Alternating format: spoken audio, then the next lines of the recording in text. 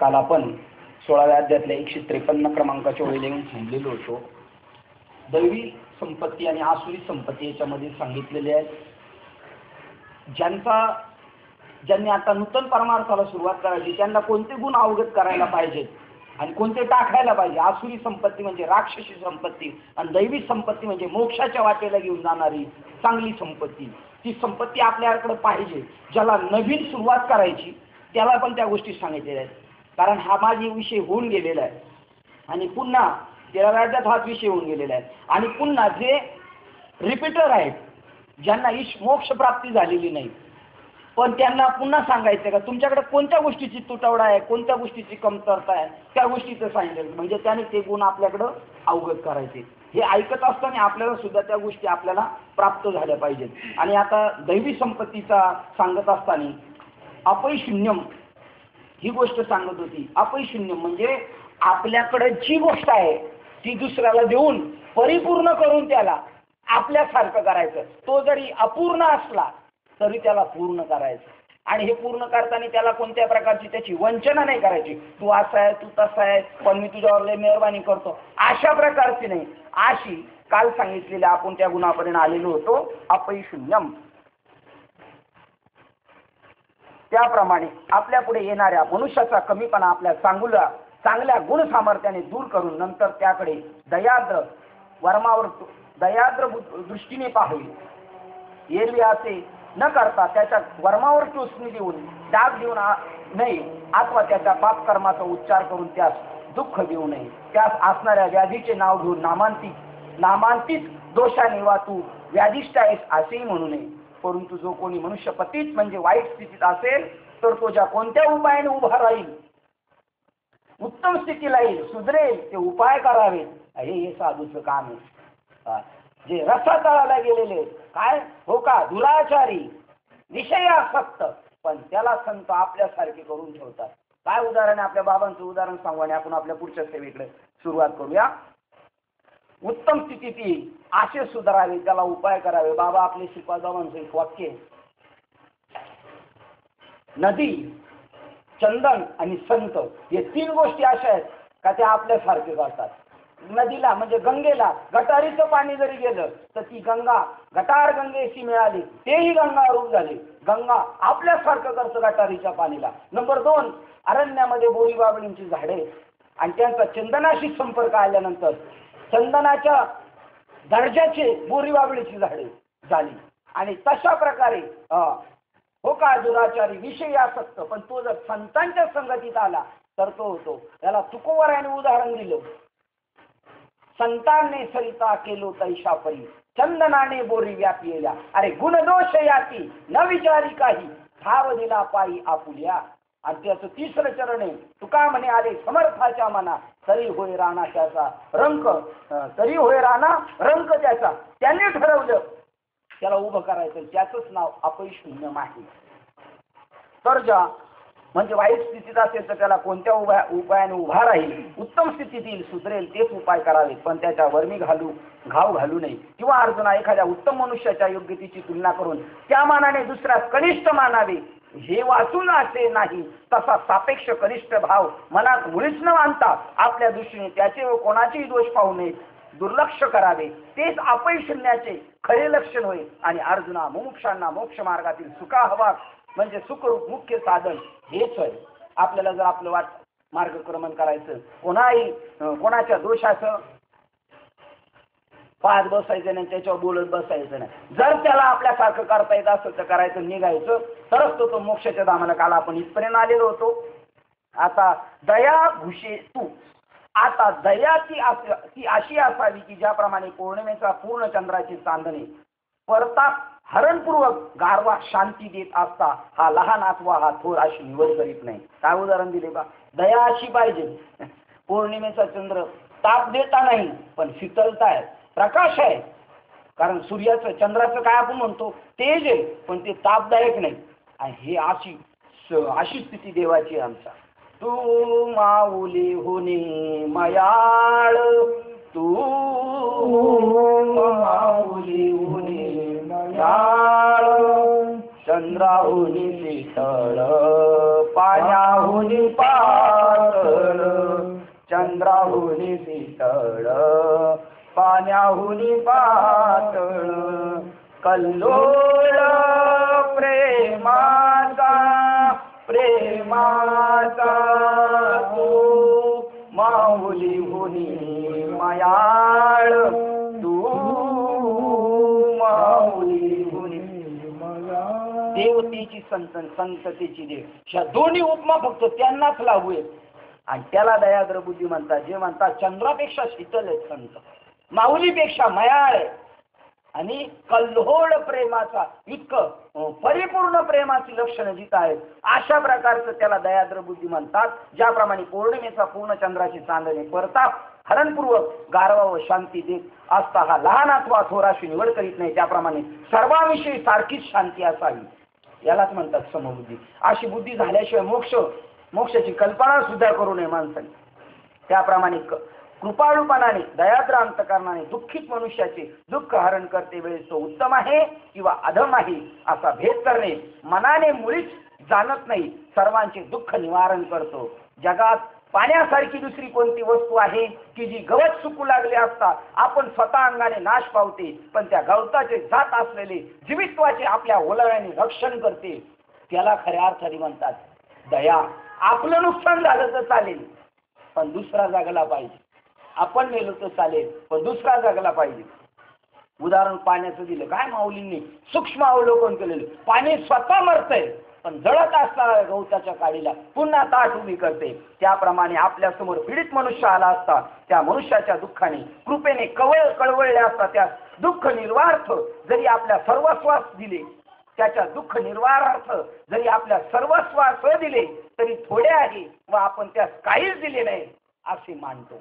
आणि आपलं उरफाटे सर्वस्व त्याचं पणाला लावून दिलं त्याच्या दुःख निर्वाहार्थ, तरी तो समजतो आपण काहीच केलेलं नाही. आणि आपण एवढंच करतो पण एवढं मोठं गाजावाजा करत बसतो. आणि वाहत असताना वाटेत खळगा आला असता तो खड्डा पूर्ण भरून सोडल्याशिवाय जसे ते पुढे वाहण्याचे सरकण्याचे जाणीत नाही कोण? पाणी. तसा आपल्या समोरील दुःखितात श्रमलेल्या मनुष्यात संतोषित केल्याशिवाय तो पुढे जाणतच नाही. त्यास संतुष्ट करून त्याचे पुढे जाणे होईल. खड्डा जसा पाणी भरल्याशिवाय पुढे जात नाही तसं संपूर्ण त्याचं दुःख संपवल्याशिवाय तो पुढच्या दालनात पाऊल टाकत नाही. ज्याप्रमाणे पायात काटा टोचतो आणि त्या क्षणी अंतकरणात दुःख उत्पन्न होते, आपला जीव कळवळतो, त्याप्रमाणे दुसऱ्याच्या संकटाने जो पोळला जातो त्याचे मन दुःख पाहून कळवळते की पायात थंड पदार्थ चोळल्यावर तो गारवा जसा डोळ्यांना उपयोगात घेतो तसेच दुसऱ्याच्या सुखाने आपण सुखवला जातो. अधिक काय सांगावे, तहान लागलेल्या मनुष्याची तृष्णा भागवण्याकरता जसे जगात पाणी निर्माण केले गेले आहे, त्याप्रमाणे अतिशय दुःखित मनुष्याचे दुःख निवारणार्थ कर्तव्य करण्याकरता ज्याचे आयुष्य या जगात खर्च होत राहते, अशा गुणांनी युक्त जो पुरुष आहे तो दयेची केवळ प्रत्यक्ष मूर्तीच होय असे समजे विरोत्तमा. त्याचा जन्म होताच मी त्याचा ऋणी होतो. काय जे का गांजले त्याची म्हणे जो आपुले, जे का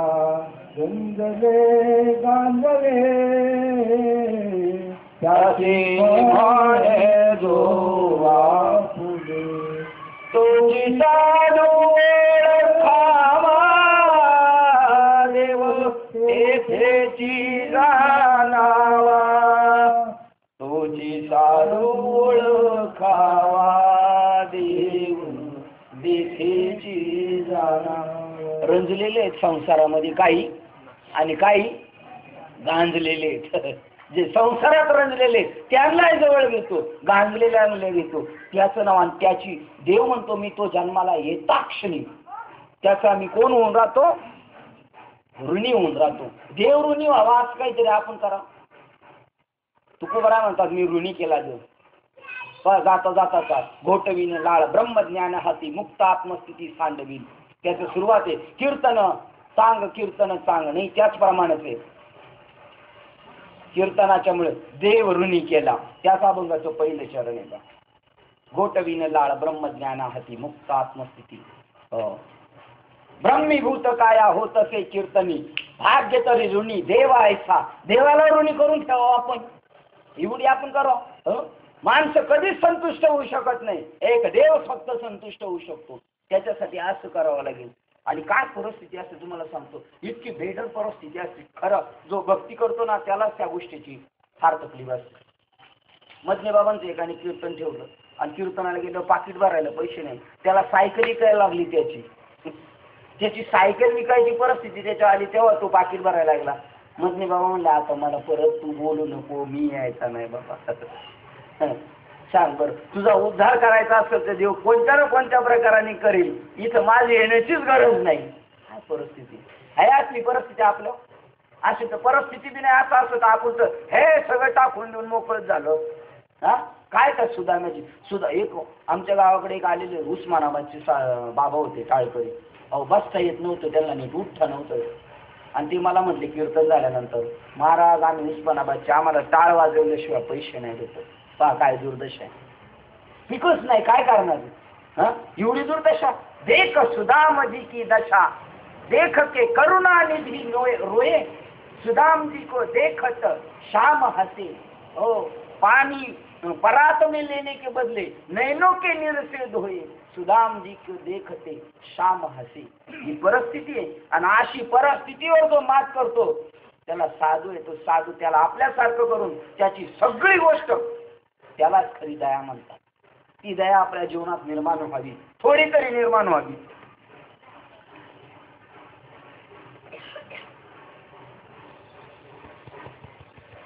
पुढे गेला आपण. दयेची प्रत्यक्षित मूर्ती. हे वृत्तमात्याचा जन्म होताच मी त्याचा ऋणी होतो. आता अलोलुप्त्य काय आहे बघा. सर्वोदय होण्याबरोबर सूर्य कमळाचे फूल उमलून सूर्यास जीवाभावाने अनुसरित अनन्य असते. परंतु सूर्य जसा त्याच्या सुगंधाने उपभोगार्थ त्या स्पर्शही करीत नाही किंवा वसंत ऋतूच्या आगमनोघात वनातील पुष्कळ झाडे टवटवीत होतात. वनलक्ष्मी ऐश्वर्य धारण करते. तथापि त्यातील एकही झाडाचा किंवा फलाचा उपभोग न घेता तो वसंत ऋतू जसा निघून जातो. हे राहू दे. लक्ष्मी ही अष्टमहासिद्धीस जरी विष्णू जवळ प्राप्त झाली तरी पण जसे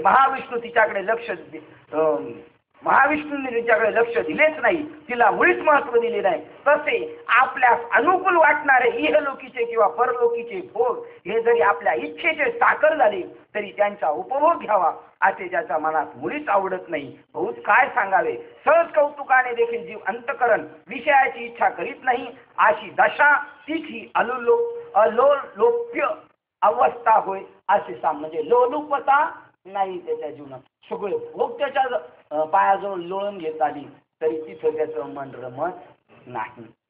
आता मार्दव सांगतात, मधमाशा जसे त्यांचे मोहळ सुखकारक व प्रिय आहे, मधमाशांना जसे त्यांचे मोहळ सुखकारक व प्रिय आहे, किंवा जलचरात जसे पाणी सुखरूप व प्रिय आहे, किंवा पक्ष्यांना आकाश हे जसे स्वइच्छेनुसार फिरण्यास मोकळे आहे, किंवा बालकाला सुख व्हावे या दृष्टीने आईचे प्रेम जसे हळुवार असते, अथवा वसंत ऋतू सुरू झाल्यावर मलय पर्वतावर वाहत येणारा मंद सुगंध वारा जसा स्पर्शास मऊ व सुकोमल असतो, प्रिय वस्तूचे दर्शन जसे डोळ्यांना सुख समाधान देणारे असते, किंवा ज्याप्रमाणे कासवीची दृष्टी जशी तिच्या पिल्लांना सुखकर पोषक असते, त्याप्रमाणे ज्याची दृष्टी व वागणूक भूतमात्रांच्या ठिकाणी मृदू मवाळ प्रेमयुक्त असते, हात लावला असता स्पर्शात अतिशय मऊ असतो, तोंडात घातला असता चांगलाच रुचकर लागतो, नाकालाही जो सुगंध देणारा असतो, व डोळ्यास रूप पाहिले असता जो अंगाने पांढरा स्वच्छ असतो, असा जो कापूर तो वाटेल तितका खाल्ला असता जर कोणासही अपायकारक झाला नसता तर तो कापूर या मार्दवाच्या उपमेस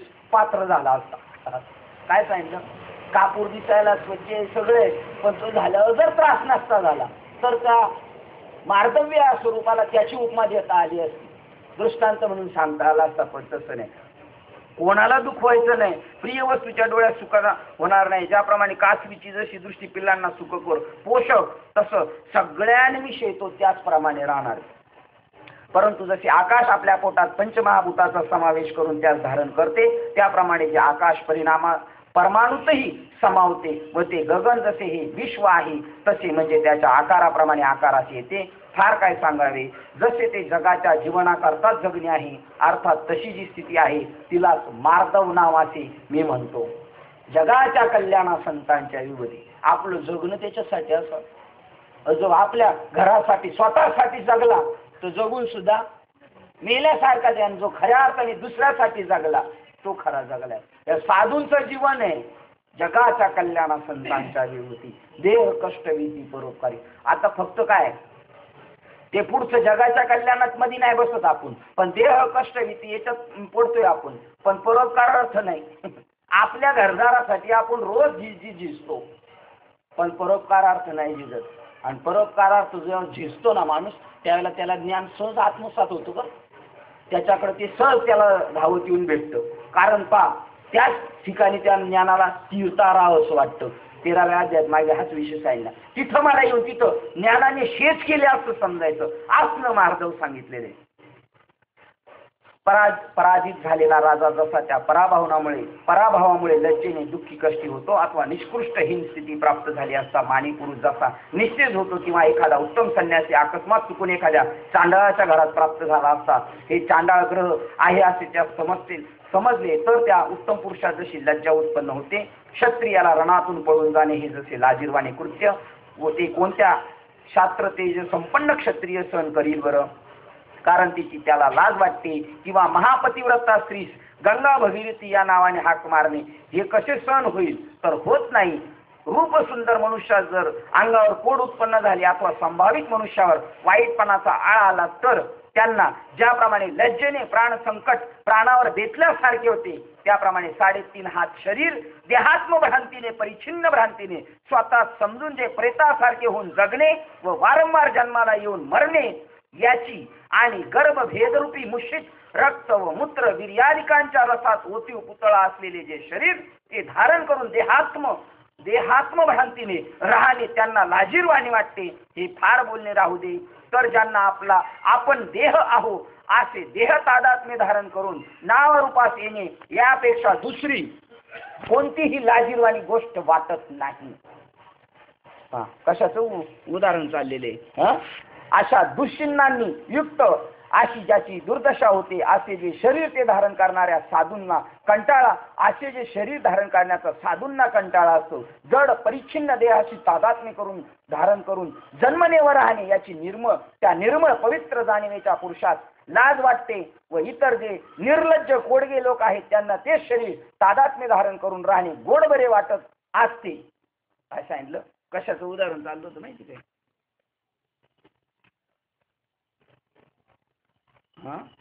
मार्दव स्वरूपाचं चाललं होतं बा.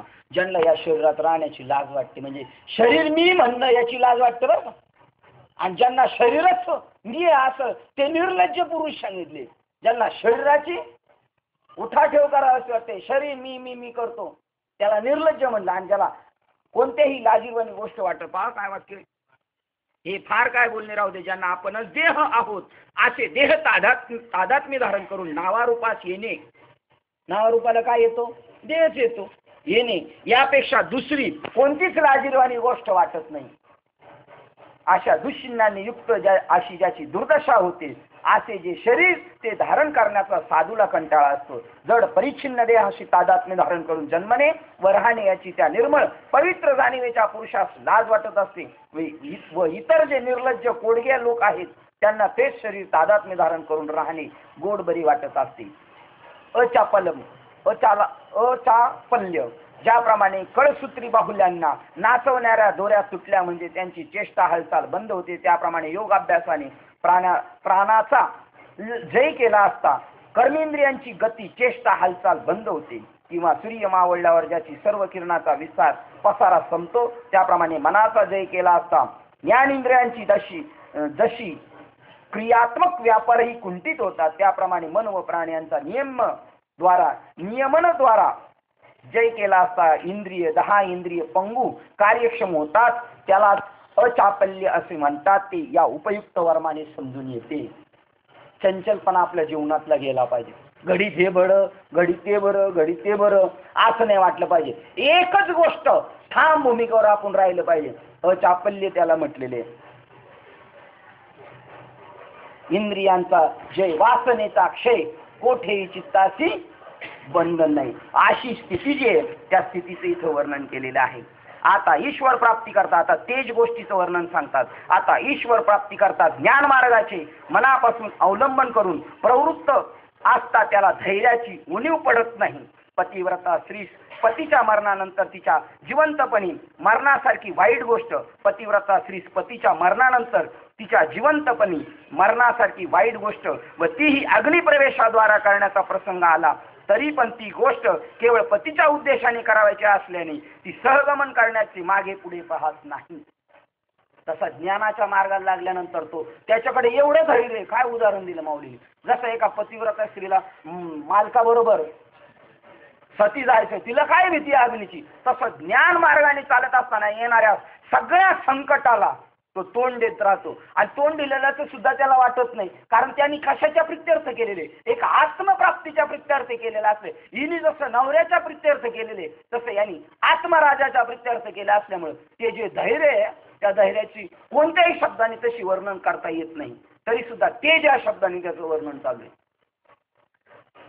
त्याप्रमाणे जी आत्मनाथाची चिंता लागल्यामुळे विषयास विषयवत मानून त्याचा त्याग करून ज्यास आत्मप्राप्ती करता शून्याच्या अरुंद काटेरी मार्गाने सुषुम्ना नाडीतून प्राणवायू नेण्यासारखा कठीण समाधी साधन मार्गाची धावणे अवलंबन करणे आवडते. त्याला शास्त्रात सांगितलेल्या निषेधाची अडचण आड येत नाही व विधीची भीड पडत नाही व महासिद्धी प्राप्त झाली असता तिची त्या अंतःकरणात कौतुक वाटून आवड उत्पन्न होत नाही. तरी एवढ्याशा गोष्टीने हुरळून जाणारी माणसे. तुकाराम महाराजांचा संसार तो तयाचा दास मोक्ष पाहत सेवात, लोकमोक्षाची पण मोक्षालाच वाटतं तर साधूच्या संगतीत राहावा. संसार तयाचा दास रिद्धी सिद्धी देती साथ, देशवटा देती त्रास, त्यास वैष्णवजन न शिवती, त्यांना गेटच्या बाहेर पाठवले. हरी तैचे हरीचे दास. काही वेळेला ते मोठ्या मोठ्या महात्म्यांचे काही वेळेला आपण ती टिप्पणी पाहिली तर त्याच्यातून अभंगाची सोडवणूक आपल्याला हरी तैसे हरीचे दास नाही तया भय चिंता, इकडं आपण गेलो असतो.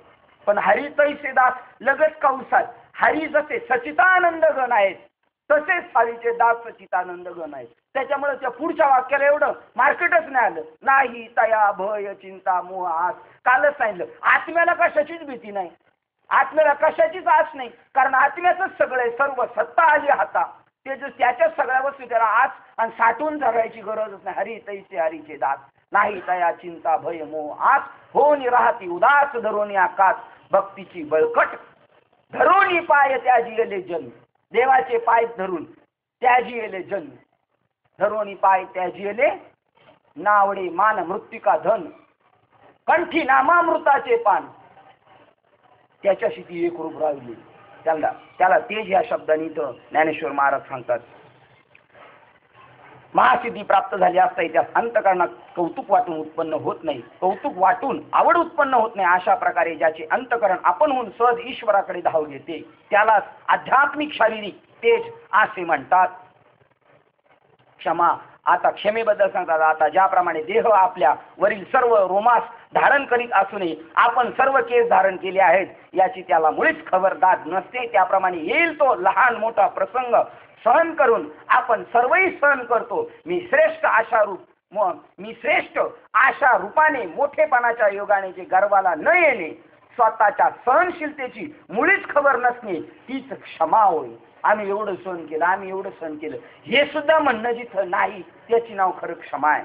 आता धृती आणि विषय सेवनाविषयी इंद्रियांची असीम अति प्रवृत्ती वाढली असता किंवा पूर्वकर्माने प्रारब्धाने रोग खवळले असता अथवा अप्रिय वस्तूचा योग किंवा प्रिय वस्तूचा वियोग झाला असता, या सर्व गोष्टींचा एक सामाव्य छेदे करून पुराला प्राप्त झाला असता ती एकदम ग्रास करण्यास सहन करण्यास धैर्य अगस्ती ऋषी होऊन उभे राहते, अचपलपणे सहन करतो.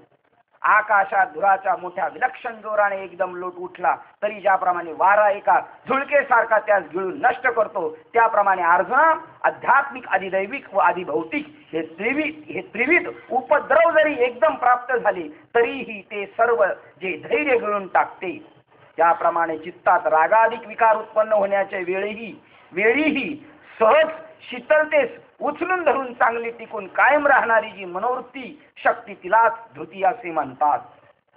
आकाश वरो पडपाय, जरी हे आकाश वरो पडपाय आहे, ब्रह्म गोड भंगात आहे. आकाश पडलं आकाशाला शिल्लक राहील, पण तरी सुद्धा काय निश्चयाचा महामेरू आकाश वरू पडपाय आहे, ब्रह्म गोड भंगात आहे, वडवा न त्रिभुवन काय, तरी मी तुझीच वास पाहेगा विठोबा, न करी अनिकांचा पांगिला, नाम धारक तुझाची अंकिला. आता शौचम, आता सुवर्ण शुद्ध करून तयार केलेला कलश स्वच्छ केला व त्यास अमृततुल्य गंगोदक भरले असता ते जसे सर्वच अंतर्बाह्य शुद्ध असते, त्याप्रमाणे ते शौच पवित्रत्व शुद्धत्व होय. ज्या मनुष्याचे शारीरिक बाह्य आचरण निष्काम असते व ज्याच्या अंतर्यामी खराच आत्मानात्म विवेक नित्य जागृत असतो, तो अंतर्यामी व बाहेरूनही शुद्ध असतो, त्या शुचित्वाचा पुतळाच असतो, तेच खरे शुचित्व होय. आत बाहेर निर्मळ पाहिजे. अद्रोह किंवा गंगेचे उदक जसे जगाचे स्नान करण्याचेही पाप व ताप नाहीसे करीत व तिच्या काठावरील झाडा झुडपांचे जाता जाता सहज पोषण करीत शेवटी समुद्रात जाऊन मिळते, किंवा ज्याप्रमाणे सूर्य जगाचा अंधकार नाहीसा करीत सूर्य विकासनी कमळांना विकसित करून व जगातील संपत्तीची, शोभेची, लक्ष्मीची मंदिरे उघडून व्यापार सुरू करीत आपली रोजची प्रदक्षिणा करण्यास निघतो, त्याप्रमाणे जे अज्ञानाने बांधलेले बद्ध असतील त्यांना मुक्त करीत व जे संसार सागरात बुडाले आहेत त्यांना बाहेर काढीत व जे आध्यात्मिक उपद्रवाने पीडित आहेत त्यांचे दुःख संकट निवारण करीत. फार काय सांगावे, अरे रात्रंदिवस जो दुसऱ्याचे सुख वाढवीत स्वार्थी म्हणजे जे खऱ्या आत्महितात प्रवेश करतात, त्याविना एवढेच नव्हे तर आपला स्वार्थ साधण्याकरता दुसऱ्याच्या अहिताविषयी संकल्पाचीही आडकाठी जे न करणे म्हणजे ज्याच्या अंतकरणात इतरांच्या हित नाशाचा संकल्पही उत्पन्न होत नाही. अर्जुना, अद्रोहत्व अशा ज्या गोष्टी तू ऐकतोस ते अद्रोहत्व मी तुला प्रत्यक्ष तुझ्या दृष्टीस उघड रीतीने पटेल असे खुलासेवार सांगितलेले आहे. हे खऱ्या अर्थाने एकमेव सगळ्या संतांचीच लक्षणं सांगण्याचं चाललेलं आहे काम. ही सांगण्यापाठी मागे ज्ञानेश्वर महाराजांचा उद्देश एक तर हे गुण आपल्याकडे अवगत असावेत किंवा नसतील त्याच्या चरणावर लोटांगण घालून ते आपल्याकडे आणावेत. आपण केवळ त्यांची महती सांगण्यासाठी सुद्धा नाही ते गुण, हे आपणच आत्मसात करायचे. फार काय सांगावे.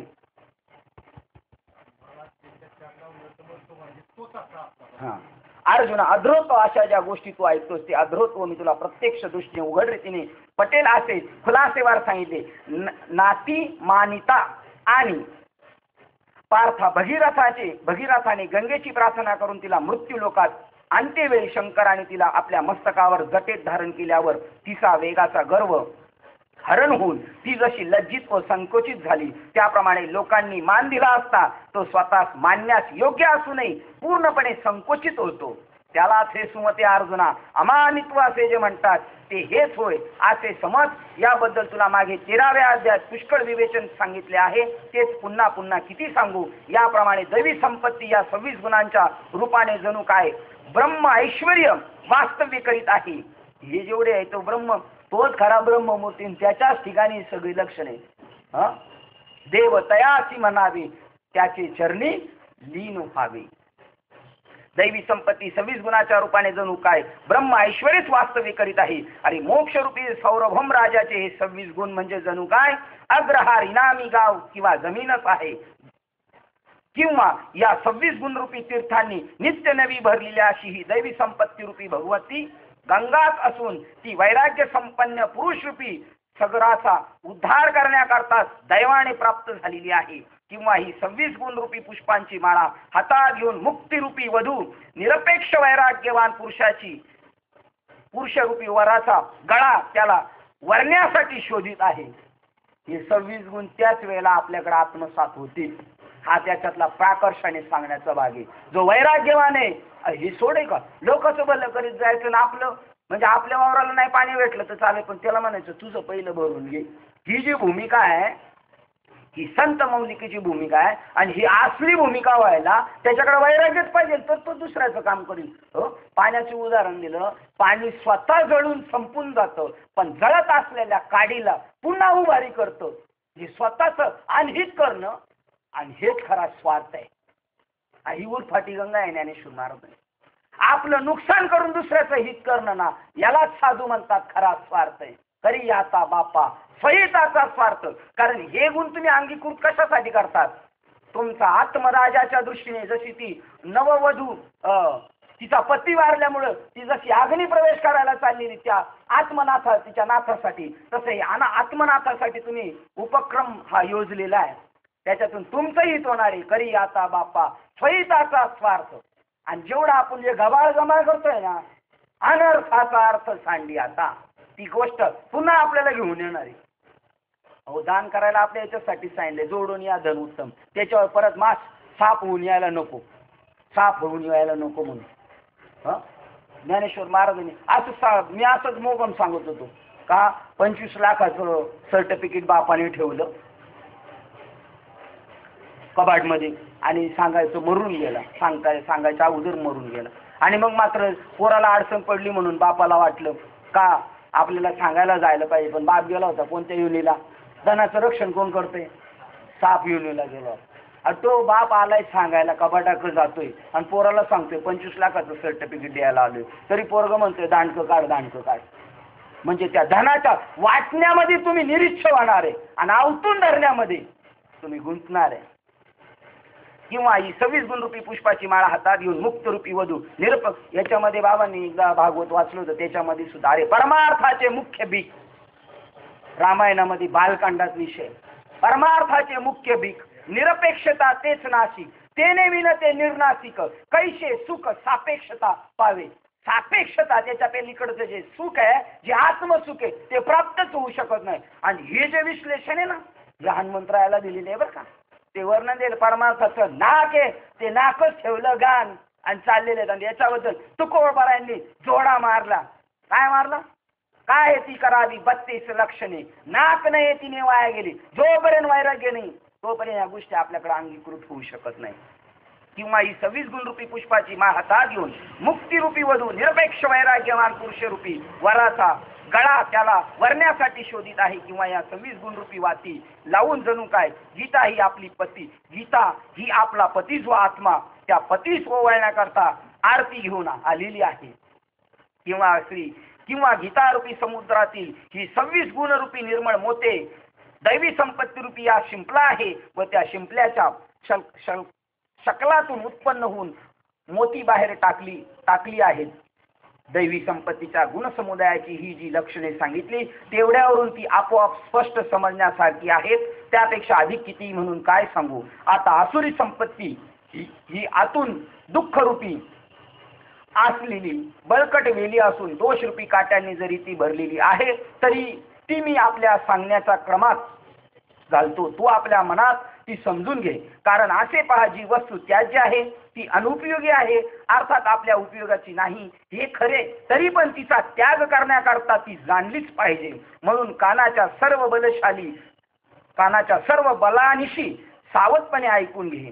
हे बघ, जीवांना भयंकर अशी नरक प्राप्ती करून देण्याकरता घोर दोषांनी जी आपली एकजूट केली आहे ती ही आसुरी संपत्ती होय. किंवा सगळी विषय एकत्र झाली म्हणजे त्यास ज्याप्रमाणे काळकुट्ट विषय नाव द्यावे, त्याप्रमाणे आसुरी संपत्ती म्हणजे सर्व दोषांची एक लगडच होय.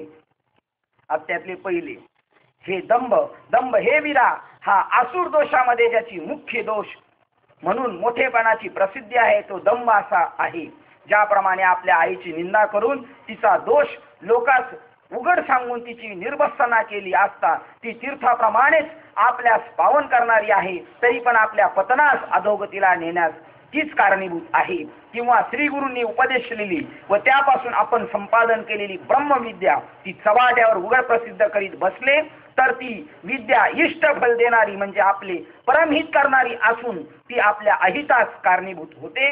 हे पहा, ही जी नाव याच्यावरून तर या बाकीच्या लोकांना कळावं का ब्रह्मविद्या चव्हाट्यावर बोलण्याचा विषय पण यांनी आणि याच्या संदर्भाने तुकोबारायांनी एक अभंग निर्माण केला, उघड्या बाजारी कथा येतो ना आवडे पंढरीनाथा. आणि हे म्हणले आमचे बाबा मंडप घातल्याशिवाय कीर्तन करत नाही.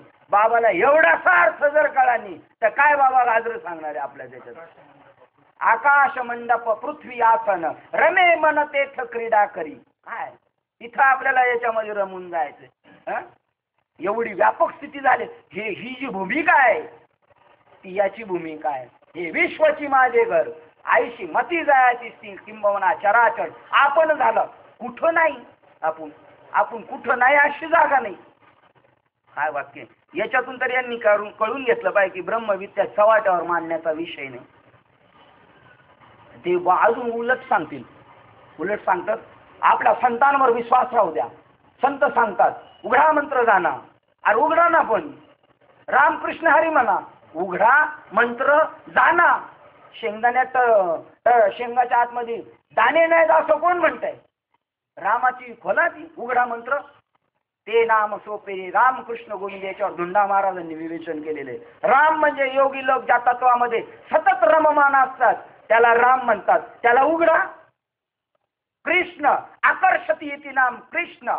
हरी आपल्या सगळ्या गुणांचं हरण करतो त्याचं नाव हरी आहे.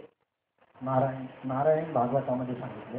नारायणाची कृष्णाची भागवतामध्ये नरांचे जे नरांचा समुदाय गहन म्हणून नार म्हणती जाण तयाचे जे अधिष्ठान म्हणून नारायण म्हणती जाण आत्मयासी.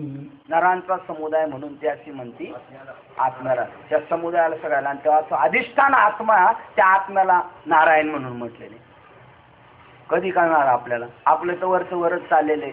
अरे साधं खुरपायला जरी माणूस घेतला तरी त्याला घेतली नाही जर ते वरचं वरच खुरपीत असलं तर. मुळा सगट गेलं पाहिजे. तसा मुळा सगट गेलं पाहिजे. उपाधी वेगळे तुम्ही निर्विकार काहीच संसार तुम्हा नाही ऐसे मज करून ठेवी नारायणा समूळ वासना अनुरवावे. मुळा सगट आमच्या वासना उपटून टाकण्याचं ज्ञान पाहिजे आपल्याला देण्याचं त्यांच्याकडे तेवढी ताकद पाहिजे.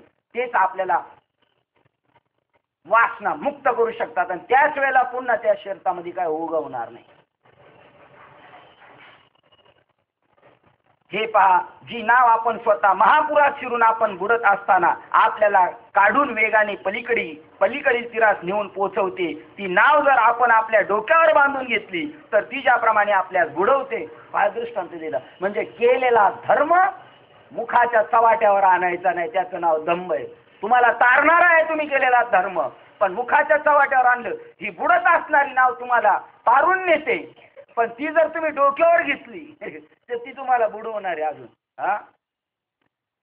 हे पहा जी नाव आपण स्वतः महापुरात शिरून आपण बुडत असताना आपल्याला काढून वेगाने पलीकडील तीरावर नेऊन पोहोचवते. ती नावच जर आपण आपल्या डोक्यावर बांधून घेतली तर ती ज्याप्रमाणे आपल्याला बुडवते. हे पंडू सुद्धा जीवाचे भरण पोषण करण्यास कारणीभूत असणारे जे अन्न तेच उत्तम म्हणून जरी वाजवीपेक्षा अधिक सेवन केले तर ते अन्नच खरे परंतु अजीर्ण होऊन विषाप्रमाणे घातक होते. त्याप्रमाणे इहलोकीच्या सहाय्यक सका जो धर्म तो जर चव्हाट्यावर बोलून उघडा केला असता तो धर्म आपल्याला तारणाराच खरा परंतु तो महापातकास महादोषास कारण होतो. म्हणून हे वीरा आपण केलेला सर्व धर्माचा पसारा वाचेच्या चव्हाट्यावर ठेवला म्हणजे जर चोहूकडे आपल्याच वाचेने तो प्रसिद्ध केला तर धर्मच अधर्म होतो आणि तोच दंभ होय असे समज.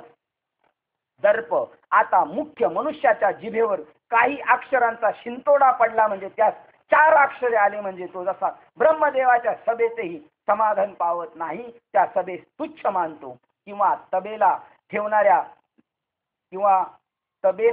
ठेवणाऱ्या लोकांचा तबेल्यातील ठाणबंदी घोडा जसा ऐरावा तसही कमी दर्जाचा मानतो. अथवा सरडा काटेरी झाडाच्या कुंपणाच्या वरच्या टोकावर बसला म्हणजे तो स्वर्गालाही नीच ठेंगणा मानतो. तृण हेच इंधन जळत मिळाले तरी अग्नीच्या ज्वाळा ज्याप्रमाणे आकाशात धाव घेऊन पोहोचतात किंवा डबक्यातील मासा आपल्या डबक्यातील पाण्याच्या बळावर समुद्राला मुळीच मोजीत किंमत देत नाही. अथवा ज्याप्रमाणे एक दिवस परान्न मिळाले की तेवढ्याने दरिद्री मनुष्य उत्तम उन्मत्त होतो त्याप्रमाणे जो श्री धन विद्या स्तुती व बहुमान याचा क्षणिक प्राप्तीने उन्मत्त होतो. एखाद्या दिवशी ढगाची छाया पडलेली पाहून आता आपल्याला बसावायची या छायेविना दुसरी सावली काय करावायची आहे, अशा विचाराने दैवहीन मनुष्य ज्याप्रमाणे आपले राहण्याचे घर मोडून टाकतो, किंवा जसा मृगजळ पाहून एखादा मूर्ख मनुष्य आपल्या घरातील आड बुजवून टाकतो किंवा तळे फोडतो, अधिक काय सांगावे, याप्रमाणे संपत्तीच्या योगाने जे उन्मत्त होणे तोच दर्प होय असे तू समज. हे तुला मी निसंशय सांगतो. याशिवाय आता निराळे सांगाच नको. संपत्ती, धन, बायका, पोरं आणि आलेली थोडीशी ज्ञान याच्या जीवावर तो बैसोनी थिल्लरी बेडूक सागराचे धिकारी अशा प्रकारचं त्यांनी पाहिलेलंच नाही सागराची काय खुले. थोड्याशा ज्ञानावर, थोड्याशा पैशावर, सुबत्तेवर जो खुश झालेला आहे त्यालाच दर्प म्हणतात. तिथं तो उन्मत्त म्हणजे माजलेला आहे. अभिनाशम आणि सर्व जगाचा वेदावर नितांत भरवसा आहे व सर्व विश्वाला एकमेव ईश्वरच पूज्य आहे आणि सर्व जगाला तेजस्वी असा एकमेव सूर्यच आहे. त्याविना दुसरा कोणी तेजस्वीच नाही. संपूर्ण जगाच्या इच्छेने महत्व आकांक्षेस एकमेव स्थान, इच्छेचा विषय म्हणजे सार्वभौम पद हे होय. यच्च यावत प्राणी मात्रांच्या इच्छेचा विषय म्हणजे नित्य निरातिशय सुख हा आहे. त्याचे उपलक्षणात्मक सार्वभौम पद आहे. सार्वभौम पदाला कशामुळे मार्केट आलेले, सगळ्या जीवांची सुखाकडे भोगार्थ इच्छा आहे आणि जिथं सगळे भोग यथेच्छे मिळतात त्याला सार्वभौम म्हणतात. हो, तसेच न मरणे, आपण कधीही मरू नये हेही सर्व जगास निर्विवादपणे आवडते. दुःखाची कोणासही इच्छा नाही. दुःखाच्या आत्यंतिक निवृत्तीच्या सर्वास इच्छा आहे. दुःखाच्या आत्यंतिक निवृत्तीची सर्वास इच्छा आहे. मरणे हे भय सीमाच आहे. तेच येथे उपलक्षणाने घेऊन दुःख निवृत्तीत सर्वांची एक वाक्यता सूचित होते. म्हणून लोक मोठ्या उत्साहाने विश्वासाचे स्थान अशा वेदाचे व वंदनीय ईश्वराचे वर्णन करू लागले तर ते ऐकून लगलीस याचे विषयी त्याच्या मनात मत्सर उत्पन्न होतो व जो गर्वाने फुगतो व म्हणतो की मी ईश्वरास खाऊन टाकीन, वेदास तर विषच घालून ठार करीन व जो सर्वांचे रक्षण करणारा ईश्वर त्या ईश्वराची सत्ता हरण करीन किंवा आपली सर्व शक्ती आपली थोरपण मिरवण्यात खर्च करतो. पतंगाला दिव्याचा प्रकाशमान ज्योत आवडत सहन होत नाही. काजव्याला सूर्याचा तिटकारा येतो व टिटवीने समुद्राशी वैर मांडले. त्याप्रमाणे अभिमानाच्या मोहाने मदाने त्याला ईश्वराचे तर नाव सहन होत नाही व वेदासही मलाही एक सवतच झाली आहे असे म्हणतो. अशा प्रकारे ज्याच्या अंगात मान्यतेचा पुष्टगंड अतिशय ताठा भरलेला असतो तोच अभिमानी होय. तो पुरुष अतिशय उन्मत्त असून रौनक नरकाचा रहदारीचा हमरस्ता होय. आता क्रोध आणि दुसऱ्याचे सुख पाहण्याचे निमित्त मात्र होण्याबरोबर ज्याच्या मनोवृत्तीत क्रोधरूपी अग्नीचे जणू विषच चढते. ज्याप्रमाणे तापलेल्या तेलाची व थंड पाण्याची भेट झाली असता त्या तापलेल्या तेलात जास्त जाळच भडकतो किंवा चंद्राला पाहून कोल्हा आपल्या मनात जळ फळावयास लागतो. त्याच्या योगाने सर्व विश्वाचे आयुष्य उजळून निघते व सर्व व्यापार सुरू होतात. तो सूर्य प्राप्त काळी उगवलेला पाहून पापी घुबडाचे मात्र डोळे फुटतात. जगाची जी पहाट झाली म्हणजे सर्व लोकांस सुख होते, पण तीच पहाट चोरास मरणाहून जास्त वाईट दुःखकारक वाटते आणि सर्पास दूध घातले तरी त्याचे भयंकर असे काळकुट्ट विषच होते.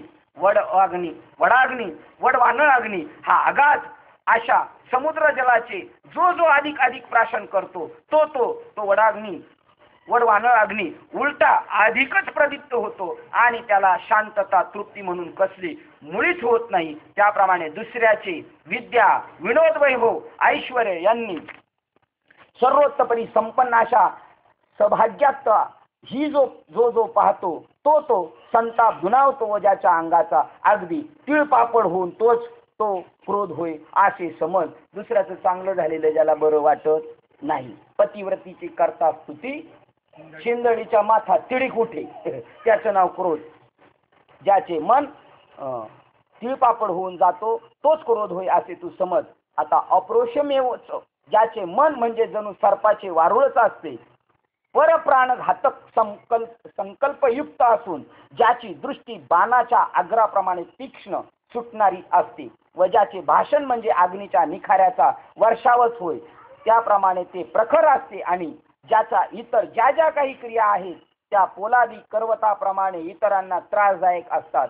अशा प्रकारे जो दुसऱ्याचे शरीरास मनास खेद होणाऱ्या कठोर क्रियांनी अंतर्बाह्य भरलेला आहे तो मनुष्यामध्ये अधम आहे असे समज. याप्रमाणे तो मनुष्य पारुष्याची कठोरपणाची केवळ मूर्तीच होय. अज्ञानम. आता अज्ञानाची लक्षणे सांगतो ती ऐक. ज्याप्रमाणे दगड हा थंडी व ऊन याच्या उष्ण व शीत स्पर्शाची वेगळीक मुळीच जाणत नाही किंवा जन्मांधास रात्र व दिवस हा भेद मुळीच जाणत नाही.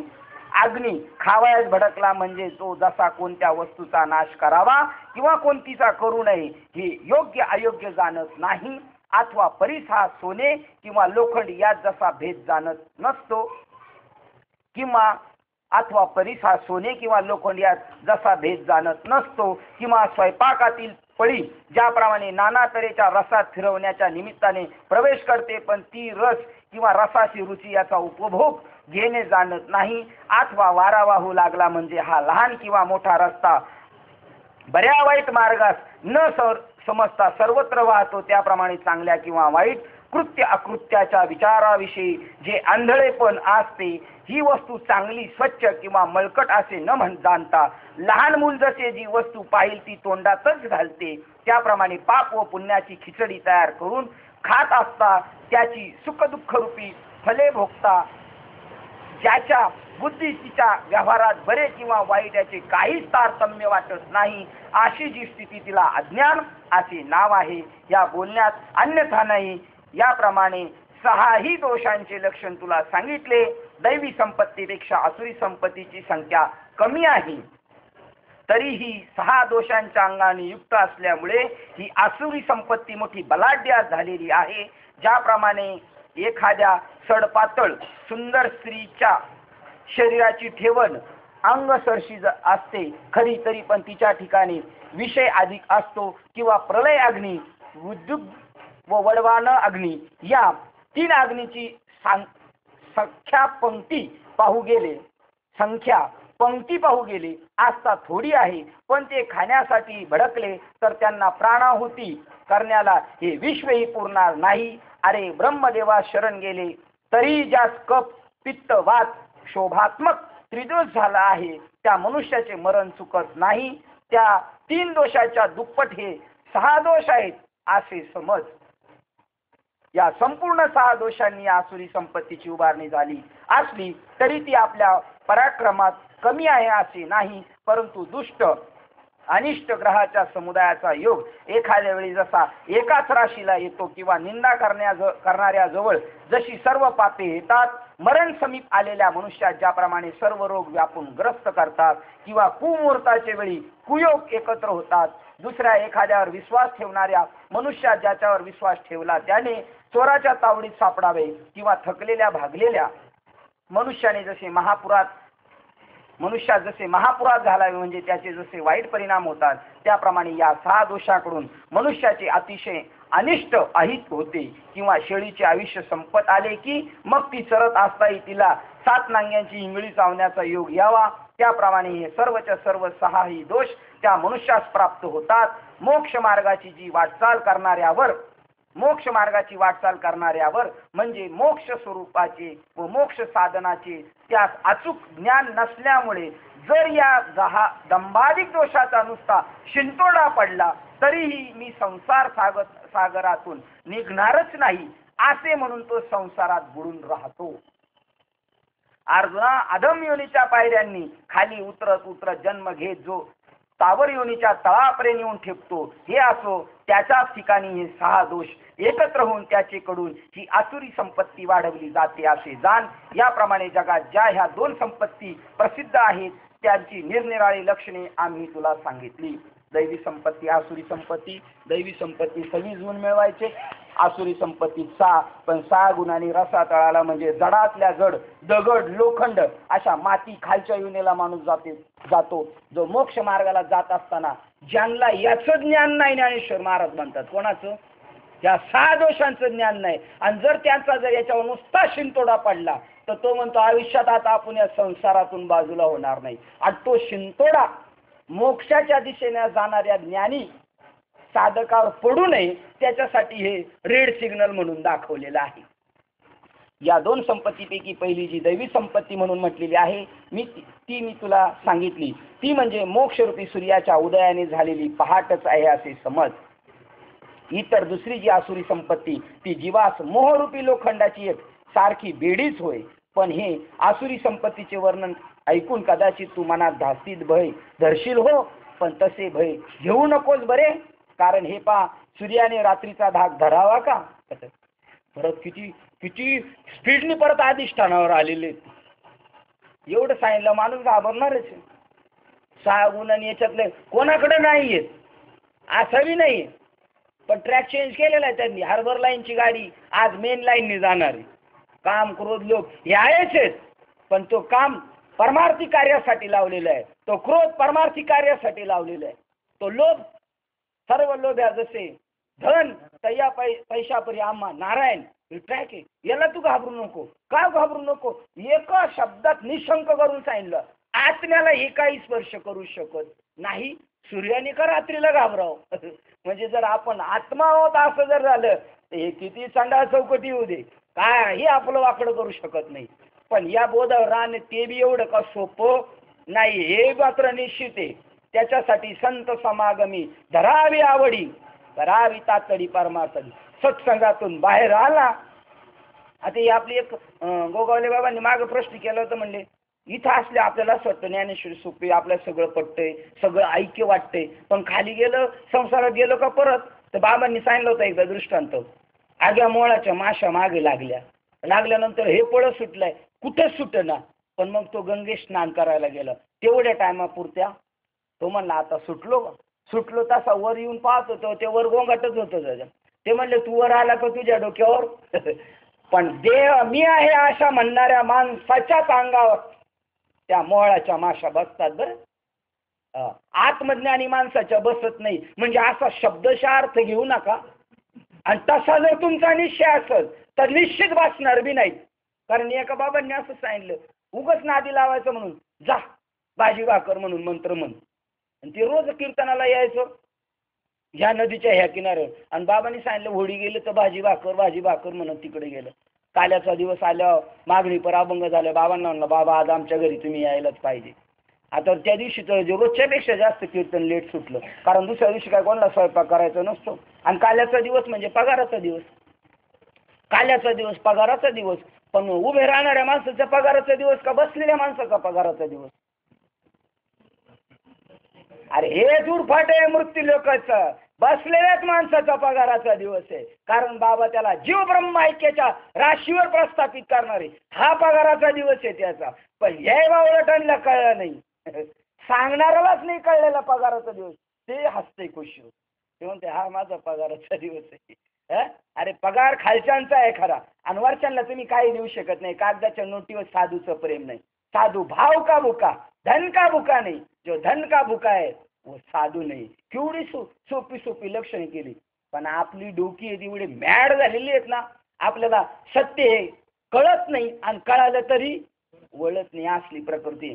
पा माऊलींनी किती झटकनी माणसाला माग घाबरू नये. आणि यालाच अभय म्हटलेले माग मी आत्मा आहे असं म्हणलं ना पुढे घुस बेडरपणे काही सुद्धा होणार नाही. स्वामी विवेकानंद म्हणतात एखादी नंगी तलवार दुधारी घेऊन आला एखादा मारायला, पण तुमचा जर भरोसा असेल ना जे करायचं ते माझं भगवंत करणार. मारणारा तोच आणि तारणारा तोच. तू का म्हणे तुची खेळे दोही ठाई नसेल तो धीर देई मला. माझ्या मनात धीर नसेल मारणारा आणि तुम्ही जर त्याच्यावर प्रेम दृष्टी टाकली ज्याच्या हातात तलवार आहे ना ते लटलट कापल म्हणाल काय खरं दिसत नाही. एवढी आपलीच उंची आपल्याला वाढवायची. ही तर किती लगेच बॅग घेतलेलं आहे बघा. आणि बॅग घेऊन आपल्या फायद्याचं ज्ञानेश्वर महाराज ही दुसरी आसुरी संपत्ती जी जीवास मोहरूपी लोखंडाची एक साखळी बेडीच होय. पण ही आसुरी संपत्तीचे वर्णन ऐकून कदाचित तू मनात धास्ती भय धरशील हो, पण तसं धरू नको. ते मग अशी बाबांचं राहिलं मागणी पर काल्याचं मागणी पर कीर्तन. बाबा आज ते रोजच्या पेक्षा लेट होडीवाला तर गेला निघून. आणि म्हणले चला बाबा आज यायलाच पाहिजे. बाबा म्हणले जायचं बाबा आता त्याचा भाव आहे. म्हणले चला होडी निघून गेली. मग चला म्हणले चला कसं भाजी भाकर म्हणून जाऊ आपण. ते म्हणले हे येड्या मला मारायचं नाही तुझ्यासारखं. तर यांनी असंच त्याला थातूर मातूर सांगितलं होतं. पण त्याचा विश्वास होता, जसा त्या वचनावर आपला विश्वास असला ना, काव्या मुळाच्या माशा वर आल्यावर आपल्याला शिवणार नाही शिवू शकत. कारण त्यांच्यामधलं जे चैतन्य आहे ना आणि तुमच्यामधलं चैतन्य एकच आहे. देव म्हणून माझा भक्त आहे ना, याचा निश्चय झालेला आहे. आणि त्या मोळाच्या माशाला म्हणून बसायचं, पण मोळा बसतात तसं बसायचं. मोळा बसलं ते मोळाला चावती नाही, उलट त्याचं संरक्षण करायला बसतात. तसं दुसऱ्या आग्या मोळाच्या माशांना म्हणतील इकडं टच करायचं नाही, आम्ही आहे इकडं म्हणून. पण हे असो तर तू भय धरू नकोस, कारण पहा सूर्याने रात्रीचा धाक धरावा. सूर्याच्या पुढे रात्र आहे का? एकदा ब्रह्मदेवाकडे एक गाराने घेऊन गेला, अंधार गाराने घेऊन गेला. म्हणलं सूर्य ज्या ज्या सभेला जातो त्या त्या सभेला मला येऊच देत नाही. म्हणलं ब्रह्मदेव म्हणला कधी सूर्य भेटला, मी त्यांना विचारतो. सूर्य भेटल्यानंतर ब्रह्मदेवाने विचारलं सूर्याला, का हो म्हणे तुम्ही त्या अंधाराला येऊच देत नाही. म्हणलं कोण अंधार? आपण तर त्या अंधाराला ओळखत बी नाही. सूर्यबिंबा पुढे काय रिघेला अंधार, अरे मृगजळ निभेल नव काय, तैसा दृश्य भास नाडळेची डोळा, आम्ही प्रकाशाचा सोहळा भोगत असो. ज्याला ही प्रकाशाची दृष्टी झालेली आहे त्याने अंधाराला काय घाबरायचं. तसले भय धरू नको, कारण सूर्याला रात्रीचा धाकाईधार करावायचा आहे. हे धनंजय, ही आसुरी संपत्ती त्यासच बंधनकारक होत असते की जो या 6 दोषांचा आश्रय करतो. अर्जुना, तू तर वर सांगितलेल्या दैवी संपत्तीच्या गुणाचा जणू काय उत्तम साठाच जन्माला आला आहेस. म्हणून तू पार्था या दैवी संपत्तीच्या स्वामी होऊन मोक्ष सुखास प्राप्त हो. आणि या दैवी संपत्तीवान व आसुरी संपत्तीवान अशा लोकांच्या वागणुकीचे हे अनादि सिद्ध मार्ग चालत आलेले आहेत.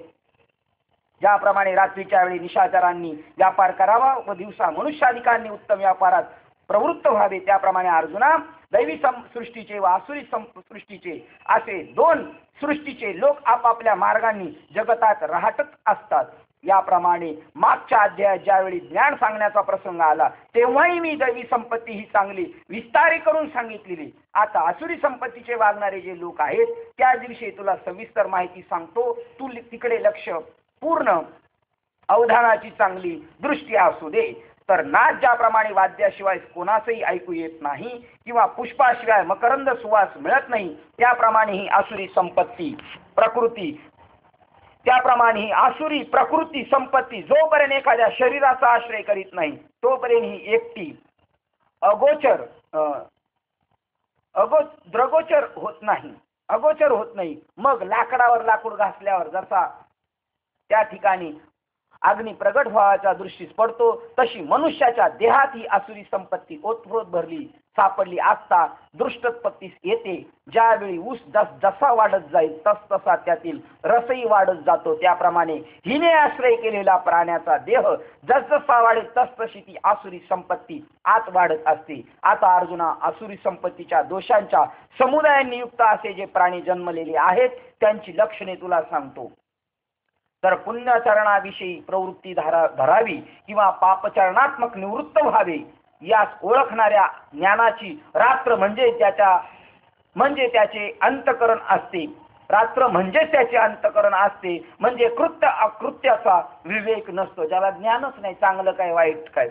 कोश किडा आवेशाने आपले घरटे बांधू लागला म्हणजे त्या बांधणाऱ्या भरात ज्याप्रमाणे आपल्यास बाहेर निघण्याचा किंवा आत प्रवेश करण्याला वाट पाहिजे ती आहे किंवा नाही, इकडे लक्ष न देता घरटे तयार करून आत कोंडला जातो, अथवा आपण दिलेले हे भांडवल वसूल होऊन परत येईल किंवा नाही हा पुढील विचार न पाहता मूर्ख मनुष्य एखाद्या चोरास कर्जाऊ पैसे देतो. त्याप्रमाणे आसुरी संपत्तीचा आश्रय करणारे जे लोक आहेत ते प्रवृत्ती व निवृत्ती हे दोन्ही मार्ग जाणीत नाही.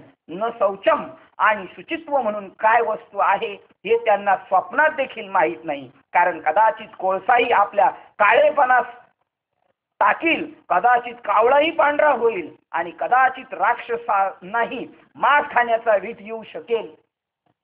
पण अर्जुना, ज्याप्रमाणे मद्याच्या पात्रास पवित्रपणा कधीच येत नाही त्याप्रमाणे या आसुरी संपत्तीवान प्राण्यास शुचित्व केव्हाही येणार नाही.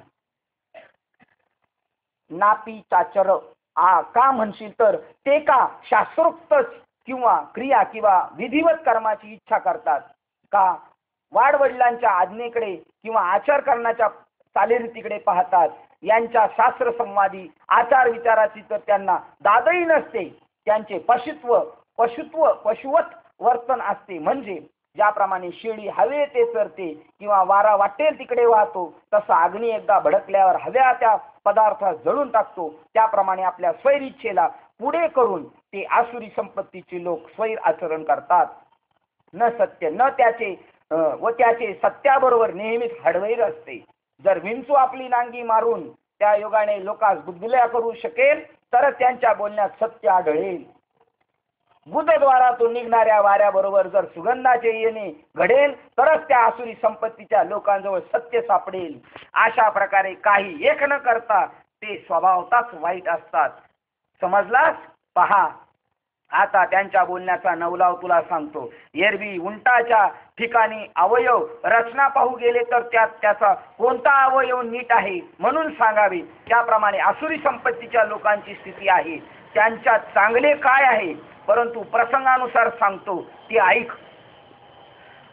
धुराड्याचे तोंड ज्याप्रमाणे धुराचे लोटच्या लोट बाहेर ओकीत असते, त्याप्रमाणे आता यापुढे जी आम्ही आसुरी भाषणे सांगणार आहोत ती तशीच असतात असे समज. ती बोलणे आता उघड सांगतो.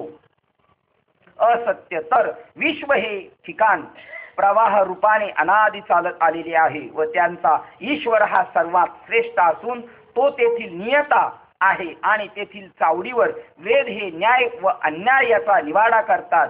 वेद निर्णयानुसार जो अन्यायी ठरवला जातो त्याला नरक भोगाची शिक्षा होते व त्या वेद निर्णयानुसार जो न्यायी ठरला जातो तो सुखाने स्वर्गात वास्तव्य करू राहतो. अर्जुना, अशी जी ही विश्वाची व्यवस्था अनादिकालापासून चालत आलेली आहे व तिला ते आसुरी हे सर्व खोटे आहे असे म्हणतात.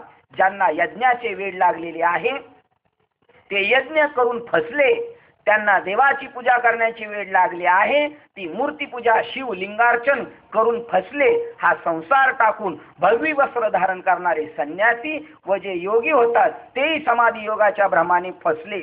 आता इथं थांबलं तर बाबा म्हणतात तसं होईल. मांस दारू पिना सब जो भी करणे का वो कर लो तुम. एवढं वाचलं नाही तर पेस संपल्यावर हा थांबला आणि त्यांनी काजीला संभ्रमात टाकलं. काजी म्हणला माझे आयुष्य गेलं कुराण वाचताना पण याच्यात असं कधी दिसलं नाही, कुछ बी खाव.